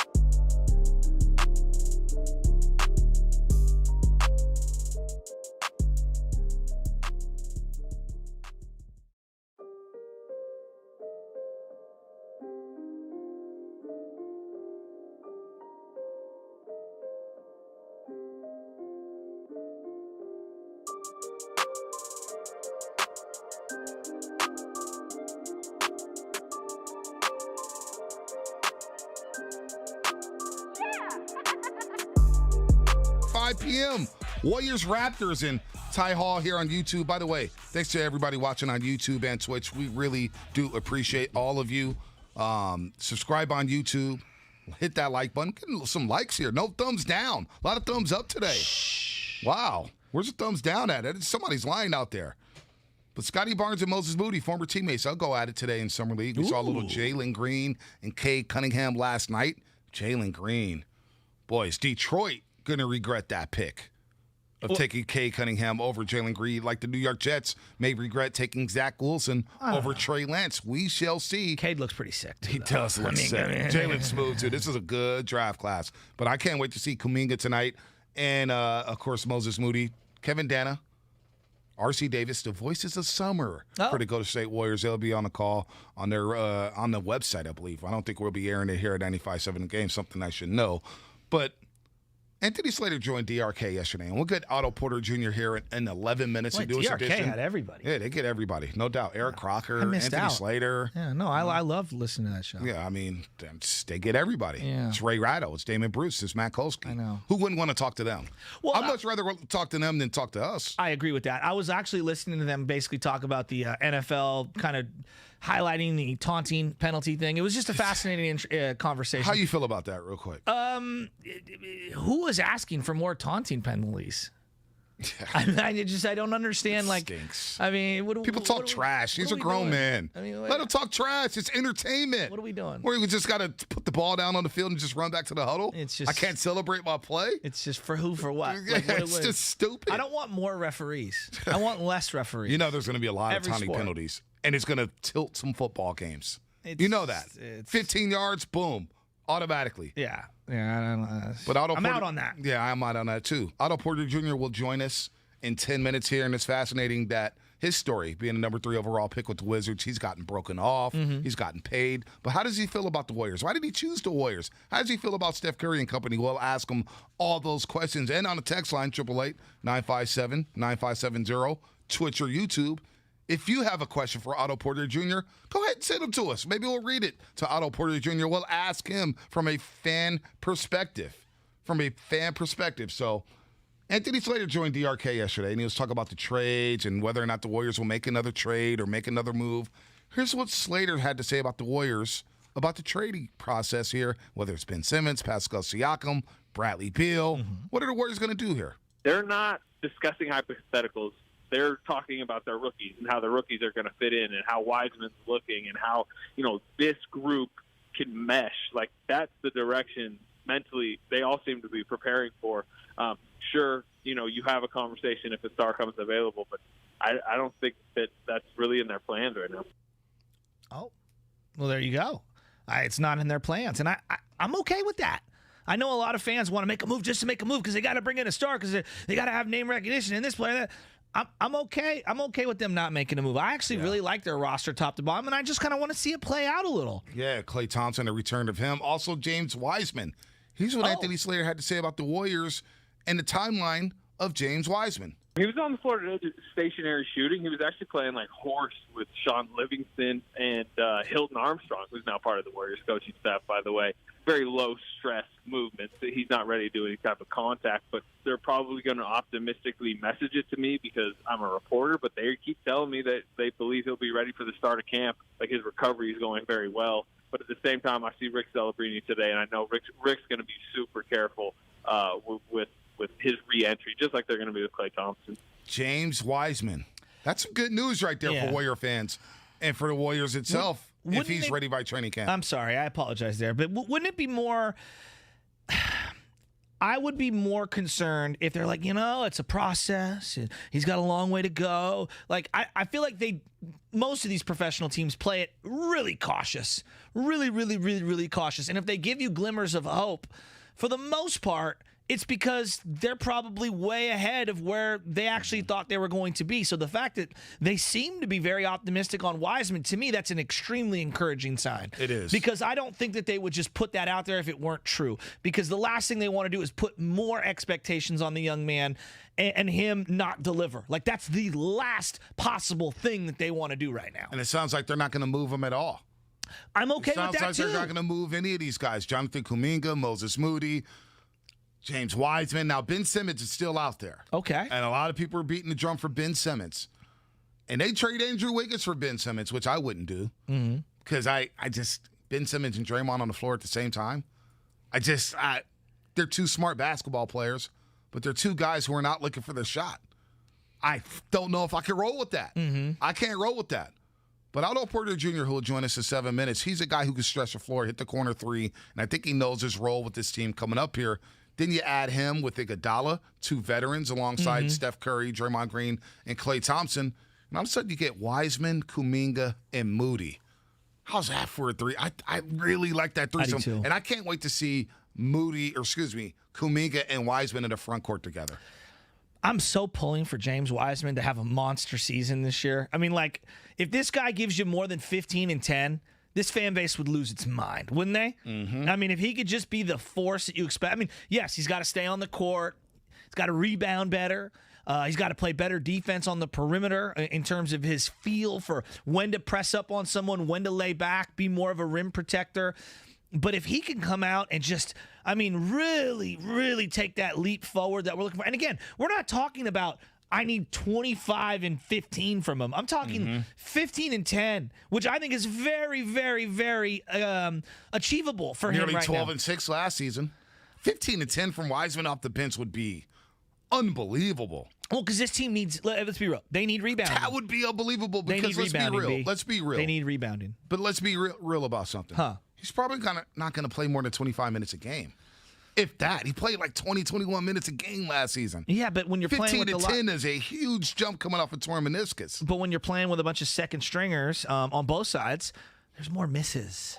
There's more misses. There's going to be more opportunities, and I just think the ball will be able to be in his hands a little more. Hopefully they have a little better facilitating offense around him. And if him and Kuminga are going to be on the floor at times together, that will be must-watch because the two of them probably won't have any idea what they're doing for the first couple months. Yeah, they won't. They won't. But they'll be athletic. They'll be athletic as heck. 11.5 points last season, 5.8 rebounds for James Wiseman. 52% from the floor. 3-point percentage, 31%.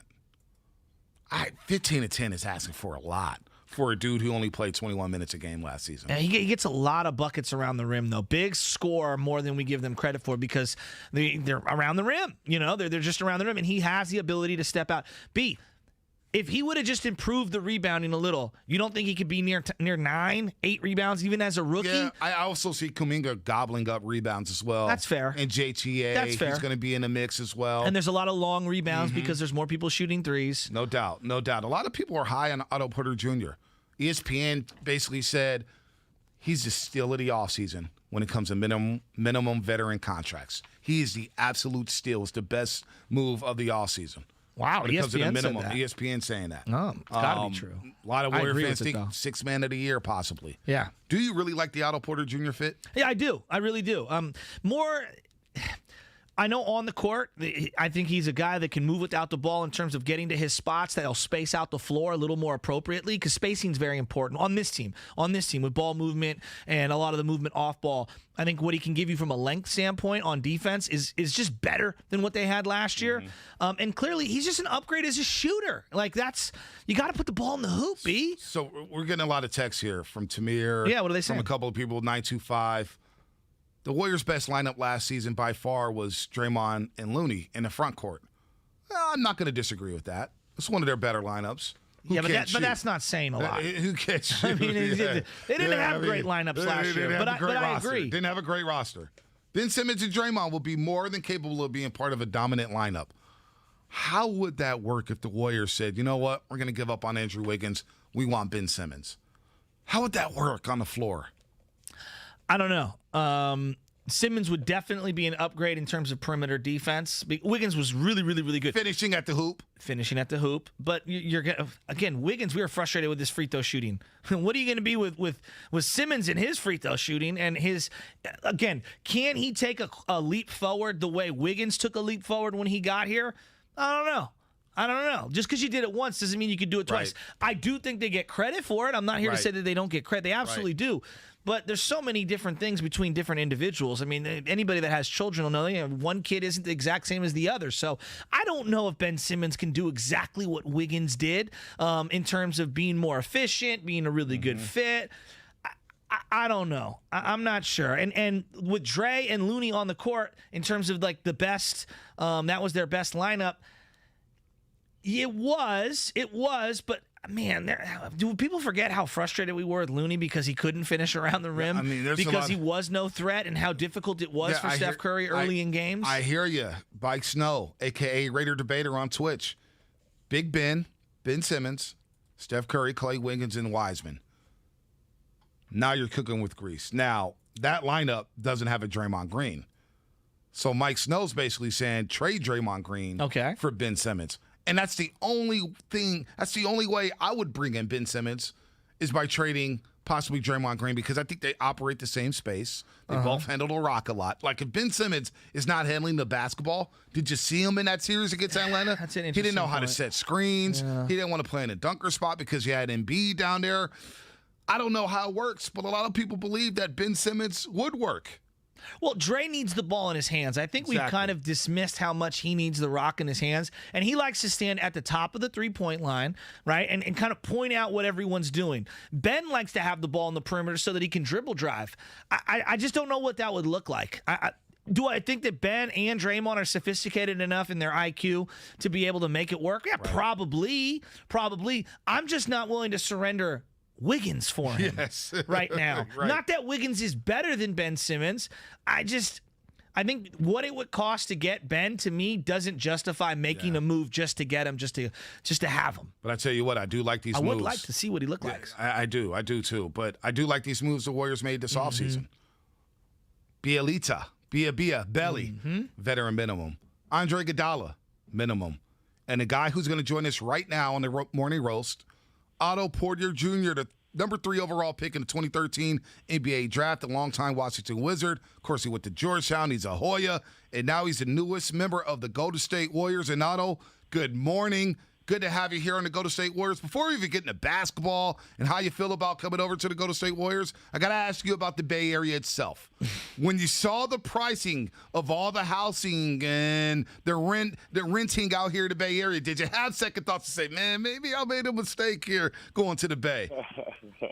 No, it is kind of expensive living out in the Bay, but it's a beautiful city, beautiful structure, beautiful weather. It's nothing less than beautiful here. So I could expect that. What put the Warriors on your radar this offseason? The culture. I mean, winning culture with Steph, Clay, and Draymond as the main pieces. The way they play, the way they hold each other accountable. I mean, it's hard to turn away from that. So we talk a lot as, people that are around the team, like, the Steph Curry factor. It's obviously well documented. Them going to the Hamptons to recruit Kevin Durant. Who was part of the recruiting pitch? Did Bob Myers come to you first? Did you hear from Steph? Did you hear from Draymond? Is this something that you kind of been, talking to these guys about beforehand? How does this come about? Yeah, I mean, pretty much day before, been on my radar, but I talked to Coach Kerr. I talked to some of the guys that are in the front office that played at Golden State, Sean Livingston. And yeah, I talked to Draymond when he was in Tokyo. So that's big bro. So you say big bro. You were part of a game later in the 2017 season, 2017-18 season, when you were a member of the Wizards, and you actually scored 29 in this game. I was watching the highlights last night, where Draymond and Bradley Beal got into it at the end of the half. Back then, when you're calling Draymond Green big bro now, what were you calling him back then after that little scuffle? No, I mean, it's always a respect factor, when you're in the league, So, obviously they got into it. But they're super competitive. Right. At the end of the day, we all want to win, but it's a respect thing, But, yeah, he's always been a veteran, that you look up to in the league, He's at that level where you want to be. Yeah, he's kind of like a lot of people that I used to play with. You love him when he's on your team, and it's kind of annoying when he's not. We get that. Yeah. Let me ask you about Klay Thompson, because Bob Myers, the GM, had intimated last year that, free agents wanted to come to the Warriors, but, we don't know what's going on with Klay Thompson. And did that kind of give you any kind of reservation in terms of his return to health, or were you just going to come to the Warriors because that was the best fit for you? I think because it was the best fit for me. Clay's been experiencing injuries. I've been experiencing that.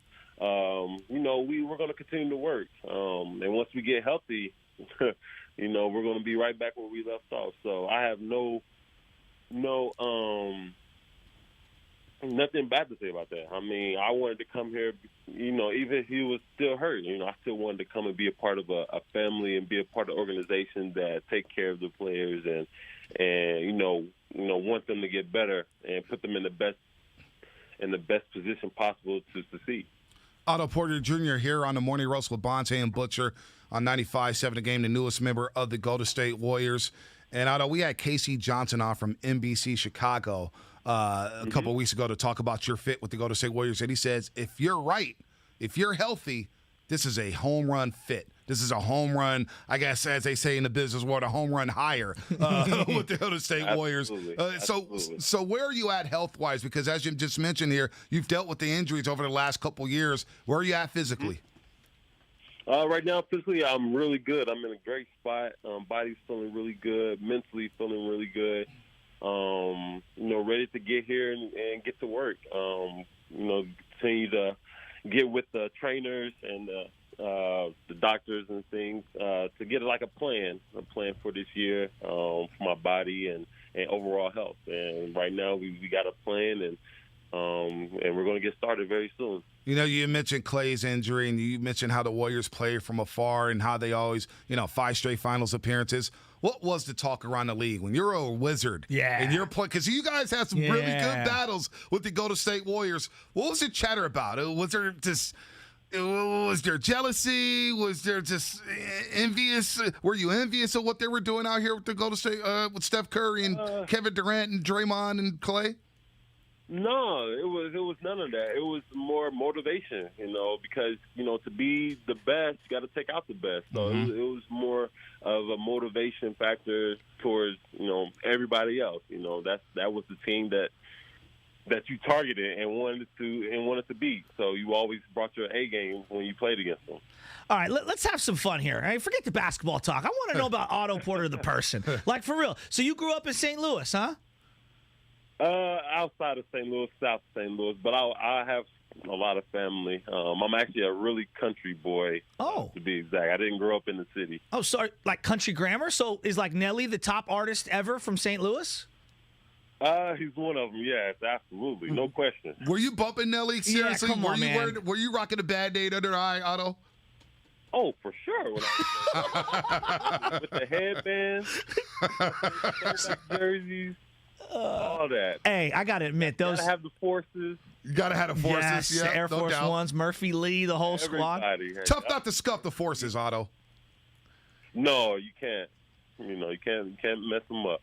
All right, so what's on your iPod right now, or your playlist, or whatever? Like, what are you bumping right now? What are you into music-wise? Because B over here, he's being quiet. He's on the pre and post game show on television, so he's hoping that like you and him can build some rapport, so you could be one of his go-to guys after a big Warrior win. So we got to know a little something about you. What are you into right now? Who's the guys on your playlist?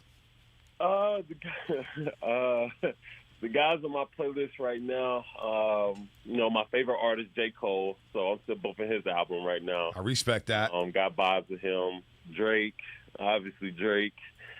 I like old Lil Wayne. I still bump that. Oh, yes. Old Lil Wayne. I'm glad you said old Lil Wayne. And then I'm bumping my guy Jack Harlow right now. Oh, sleeper. That's my guy. So you being a country boy, kind of few, because we're foodies, both of us. Butch and I put on the weight. He doesn't, but he eats more than me. We love everything. We love soul food. We love barbecue. We love Dungeness crab. Mexican food. We love seafood. We love everything out here. What is your go-to dish? What does Otto Porter Jr. love when it comes to food? My go-to dish right now that I have a knack for is Creole, actually. A little Creole action. I like that. A little black and catfish? Little catfish. Yeah. Catfish and some shrimp. Going gumbo? Little gumbo action. Nice. What's up with the PS5, Xbox? What are we rocking these days? Because Madden's coming out in a week, and I'm ready to take people out on that Madden PS5. My little brother is Xbox, so I'm going to go Xbox guy. Are you going Xbox? I never went with the Xbox. Yeah, I was me always neither. a PlayStation guy, Younger man. generation. You know what? Growing up, I was always PlayStation. 1, 2, 3, always PlayStation. But my brother convinced me to go to Xbox. Wow. So how's the family feeling right now with you playing with Stephen Curry, Draymond, and Clay? You know about the banners, the 5 straight finals appearances. When you signed with the Golden State Warriors, what did your family say? Were they excited? Were they jacked up? What did they say to you when you signed with the Warriors? Yeah, they're super excited. It's a great opportunity for me. They never imagined it in 100 years I'd be playing with those guys. But like I said, I'm excited to be a part of the team. I'm excited to get to work. You know, the offense that the Warriors run is kind of, specific to what they like to do with the ball movement and the read and the react stuff. How do you think that fits in for you? Because I know not a lot of places does this situation, or not a lot of players does this situation really fit their style. But I feel like your style is really going to fit this particular system. Yeah. I mean, I kind of grew up playing like that, always moving without the ball. As a young kid, I kind of was taught to play like that. Got to school, got to Georgetown, and, playing the Princeton office. Oh, yeah. You kind of learn how to react, and cut off the ball and stuff. So, I'm very versatile. I can play that style any day, So did you watch that last dance doc with Steve Kerr punching Michael Jordan? That had to shock people around the league who maybe didn't know that story. That guy punched Michael Jordan in the face, and now he's your coach? Yeah, that's a respect right there. Not everybody is bold enough to do that. Hey, tell us about you grabbing 35 rebounds in a high school game. Now, did that team shoot 10% that day, or were you just snagging rebound after rebound? How many offensive, how many defensive rebounds? That's insane. I don't care if it's CYO, YMCA. 35 rebounds in a game? Come on. Yeah, let's just say both teams were missing a lot that day. That's incredible. Let me ask you this. As a top pick, a former top pick, number 3 overall, what advice would you give to guys like James Wiseman, Jonathan Kuminga, and Moses Moody? Main advice I'll probably give is, be a sponge. That's the biggest thing. Be a sponge. Always continue to learn and ask questions to the older guys. They've been around. Just continue to get as much info as possible. That's the advice I would give. That advice was given to me when I was a young pup coming up, and I'm going to pass that on to the younger guys. Man, I'm loving all that. I mean, it's when you are one of the top picks in the draft and things aren't really kind of going well for you at your first off. I mean, can you impart some of the ways to navigate social media and just some of the noise that's out there? Because it feels like this poor kid Wiseman, he's involved in every trade rumor and what he's not doing, and everyone's tagging him on every single platform. Yeah. Is that something that you're going to be able to have a conversation with some of these young guys about? Absolutely, because I've dealt with that too, coming up. But yeah, I mean, you just have to keep your head down and keep working. And I think, you have to block all that negativity away, and just use it as fuel, use it as motivation. Otto, I got to ask you about being a former member of the Wizards and the Magic and the Bulls. What was it like? And I know the Warriors are playing at Chase Center now. But going to play in front of Warrior fans, when you're going to Oracle and coming in front of this rabid fan base, what was the talk about going to play the Warriors on the road? Because it felt like, boy, when that crowd got on top of you, man, it snowballed. Oh, absolutely. Playing in the old arena, going to the Oracle, that's probably the loudest place I ever played, and it's just the energy is insane. So, being able to play in front of the Golden State fans is going to be fun. Is that something else that drew you to the Golden State Warriors, the fan base? Absolutely. Absolutely. You know, that's just one of the fan bases that you love to play in front of. Have you met Joe Lacob yet, the owner? What's that? Have you met Joe Lacob, the owner, yet? Joe Lacob? No, I haven't met him yet. No. Yeah, he's an interesting guy around these parts. He's very polarizing. I love him to death. I mean, the guy built the best arena in town. He's very brash. He's very strong in his convictions. So I was just curious if Joe Lacob's a part of the recruiting pitch. He'll also high five you courtside when you hit a three from the corner. Hell yeah! So get ready for that, Otto. Oh man, I'm gonna have fun doing that. Yeah, no doubt that's what I'm talking about. And I think Warrior fans are gonna have fun watching you play. We hope you're good. We're praying for good health for you. Yeah, hell as you yeah. come here to the Golden State Warriors, man. This is going to be a fun team, and we cannot wait to watch you wear that Warriors uniform and play alongside these guys here. Otto Porter Jr., the newest member of the Golden State Warriors on the Morning Roast with Bonte and Butch. Otto, best of luck this season. Can't wait to see you play. I appreciate that, fellas. Thanks for having me. Absolutely, man. Absolutely. You were great. Otto Porter Jr., everybody. Otto Porter Jr. So him explaining that he used to play growing up kind of without the ball in his hands in the Princeton system, at Georgetown, that to me was like, oh, that's right. John Thompson III, That's man. Never right. playing that Princeton offense. Remember that? Jeff Green. A lot of those guys who came from Roy Hibbert was on part of that team where they were running that Princeton You feel better? offense. Oh, I feel good about the move. Yeah, I mean, I feel really good about the move. As long as he's healthy, this guy can play. Yeah. He can play. I think he's going to end up being a fan favorite. Yeah, I also love the fact that he loves seafood. He loves that gumbo. Yeah, we got to sit down and eat that gumbo together. I got to get some gumbo without a Porter Jr. Should we tell people behind them before we bring in Dibs here for Steiny Guru and Dibs? We're going to find out what the heck they got going on in the first hour. Guys, so I got these unbelievable tickets from my wife and her work one day, and these are like the best of the best of the best seats that you can have at Levi Stadium. So I invite my buddy Rocco and his significant other and Bonte and his significant other, and we go down there, and I'm telling you, they had stacks of fresh crab legs just chilling. All right? Unbelievable. Bonte and me look like two dudes from the homeless shelter. Like we were never going to eat again, and we hadn't eaten for like 3 or 4 months. And we were just throwing the crab legs onto the plate. And the guy was looking over, was like, dude, it's all you can eat. You can eat whatever you need and come back. And we were going in on the seafood. Let me tell you, I had a plate every quarter of that football game. All right? The crab legs, the seafood. And in the second quarter, got some free drinks, got some tenders. Then after halftime, they had them tenders. Dude, but they had the nacho bar. You telling me that wasn't the most... Oh, build your own nachos? Dude, the nacho bar. On point. And look, I'm a sucker for nachos, which is why I look the way I do. I've laid off the nachos over the last year and a half. I do love a good nacho. Dude, the nacho bar was just... I was like, wait, you telling me that I could create my own nachos? And they're like, absolutely. What would you like, young man? And they had every condiment possible. Every condiment possible for nachos. You had black olives. You had the sour cream. You had the guac. You had the refried beans. You had black beans. You had different cheeses. I mean, you had different meats. It was unreal. So we can eat. We can eat on a morning roast, that's for sure. Otto Porter Jr., soul food, Creole. I love that. Surprised they didn't say barbecue, though. He's from the Lou. I think that's what they call it. St. Louis, they call it the Lou, right? The Lou. You can find me in St. Louis. Oh, hey, there was a time, I know we look at him different now.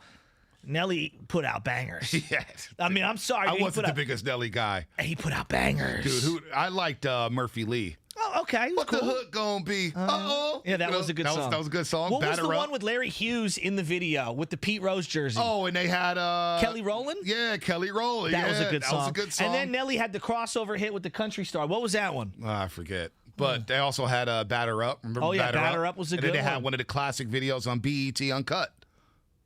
Tip drill. One of the best videos ever on BET. You know what I'm talking about, Shasky. It was dead silence. I wasn't going to go there. No, why do you watch BET Uncut? Of course I did. You know about that video. I watched Tigger in the Basement, too. Oh, man. I miss him, don't you? Is he alive? Is he still around? Before we get to Dibs, do you see these jerseys that Nebraska's unveiling? They're a little horrific. Little red? Yeah, they're as bad as Nebraska's been the last 20 years. It's the most... obnoxious. Maybe the worst jersey I've ever seen.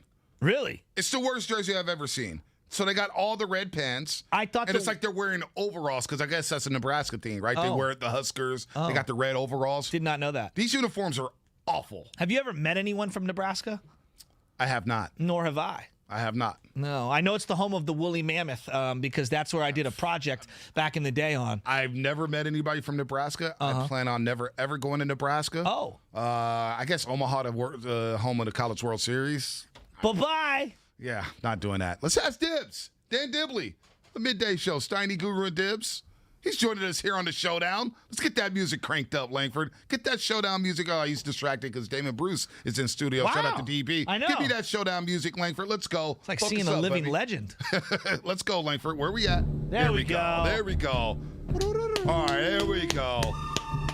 Oh, boy. Yeah, I know. It's not really a showdown, Dibs. It's like we're going to go at it and shoot them up, bang, bang, or something. Yeah, I thought the three of us were good. I thought we were tight. All of a sudden now I'm looking to see if my holster is packed and loaded. All of a sudden I'm going to try to bust a cap at my boys. What's good, fellas? Yeah, no, we're not trying to pull no drive-by here, Dibs. No, this Come is like on, man. regulators, man. We're mounting up together. We're gonna go. I love it. We're gonna go attack somebody else, fistful of dollars style. Hey, we've been talking about a lot about these Giants. I mean, obviously they unbelievable win last night. Dibs, I didn't see this coming. I thought this was a 500 team at best. I am so enjoying the ride. Do you think Giants fans are tuned into this squad the way they should be, though? They are, but I think the negativity to me is a little bit disturbing because you think about how they've done it, and it seems inexplicable when they keep pulling these rabbits out of these hats. And this is something we're going to get into today, Steiny, Guru, and Dibs, the glass half full, glass half empty viewpoint on all of it, because I'm sitting back and just wallowing in the fun of this, the improbability. They're 31 games above, fellas. That's sick. I mean, crazy. 113 down, and they're the best team in baseball. And it's not flukish when you look at their winning percentage in April, May, June, July, and in August, all above 600. So they've been consistently good, yet people still don't want to believe. Has your expectations changed this season for the Giants? Because as they're winning games and they've been the best team in baseball since basically May, has your expectations changed to the point to where if they get to the playoffs, are you expecting them to get to the show? I feel like I should be asking Guru this, and Guru probably would say, you know what, yeah, it's World Series or bust right now. But how does Dibberclaws think of the Giants? Where's the expectations at for you as we get closer and closer to October? Well, it's not World Series or bust, but you could and you should be in the conversation to win the World Series. If you fall short, to me, that's not ultimately a quote-unquote bust. However, if you make it to the wild card game only and you lose to San Diego because it looks like the Dodgers would be the only real contender to take the West, that to me would be a bummer. I won't say bust, but bummer. So it's World Series or bummer to me because, guys, you have enough now veteran pieces on offense. The offense, you lead baseball in home runs. You're one of the best defensive teams, and your pitching is pretty darn good. Yeah, there's no doubt about it. Dibs, you're a forefather of this station. You've been doing this for 25 years. I hope I'm giving you the 30. You better get it right. Oh, apologies, 30. I'm sorry. No, I'm serious. Legitimately sorry.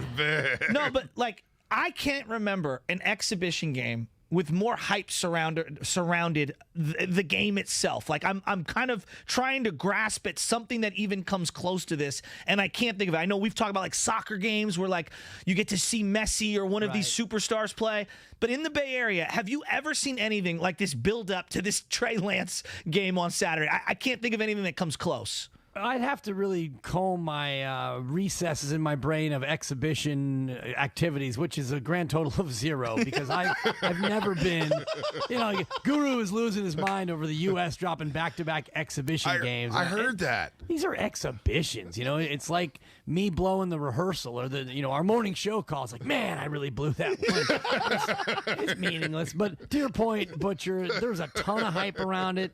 I have a feeling that this game's going to be more about Sudfeld than it is Lance because, you're going to just get maybe 8 plays of Jimmy G, a decent little taste of Lance, but I think that they want to save both their top 2 guys for when it really counts. What's up with Guru, Dibs? Explain this one. He didn't like the U.S. team crying or celebrating gold. I was really disappointed in my boy. Yeah, that was a 4-year-old take, as it turned out, because Carmelo was not on the team this year. Hey. That was one of our bright moments of the week where we all realized about 7 minutes in, wait, he didn't play this year. So, what are you going to do? Did Goo tell you that he showed up to the Golden One Center without a ticket with his son and then took a photo and left? I love it. And, you know, he was trying to get in, and he didn't realize it was sold out, but it was only half cap. And I saw the post on social. I was like, look at my team right there. Those guys are troopers. From Santa Clara to Sacramento, there's no stopping the roast. And then Guru's telling a story about how he watched it at home. And I'm like, wait, I saw you outside with the fellas. I don't get it. Hey, let me tell you, Dibs, we saw him sitting down there outside the Golden One Center. Oh, my God. He had the taco meat showing. He had the Ray-Bans on. He brought his A-Fit out there. He did. For like 15 minutes of fame. That's great, though, and you got to show up to be able to get in, and sometimes you show up and you can't get in, and that's just, it's exhibition, though. It's not heartbreaking. Summer League. Here's the best part about the whole thing. He's dressed to the T. His kid's in the slides, the flip-flops, and he looks older than me. And so I'm saying to myself, damn, Guru got some great genes. His kid literally looks older than me. And he also took a shot at his kid, too, Dibs, where he goes, I'm like, man, is your kid dunking? He goes, yeah, but he ain't Kobe or nothing. It's like, geez, dude. What's up with that? Who you guys got? What else you guys got coming up, Dibs? Just, trying to get into this Warrior Ben Simmons hype train of is it still possible to maybe package Wiggins and Moody and get a third team involved? Because Simmons is still out there. And also, we're going to bring our hearts go out to Dennis Schroeder and maybe the biggest bag drop in history. We're trying to think about other athletes who turned down a deal and ended up getting scrapped. So, man, thoughts are with Dennis Schroeder and his 5.8 mid-level. Yeah, he kind of did what my wife did. My wife had many, many other offers, and she settled for me, and she's been regretting it ever since. Yeah, and I'd like to say that you're the mid-level, but you're more of a vet min partner. Night. Dibs, have a good show. That's a walk-off mic drop there. Dan Dibley, 10-2 with Steiny and Goo. They're going to have a lot of fun here, Shasky. People want them on Twitch, and they want them on YouTube. I am going to pound the table to get them on Twitch and YouTube. I can't wait to get in the car and hear these guys talk about They're going to this. shatter numbers on Twitch and YouTube. No doubt. They're going to double up on us instantly. Goo's going to wear shades inside his house on Zoom. Oh, there's no doubt about that. Langford, good job. Curly, good job as always. We are out of here. We'll see you tomorrow at 6 a.m. as we get closer and closer to the most hyped preseason game of all time. But in the meantime, stay locked here on 95.7 The Game with Steiny, Guru, and Dibs coming up next. In celebration of 95.7 The Game's 10-year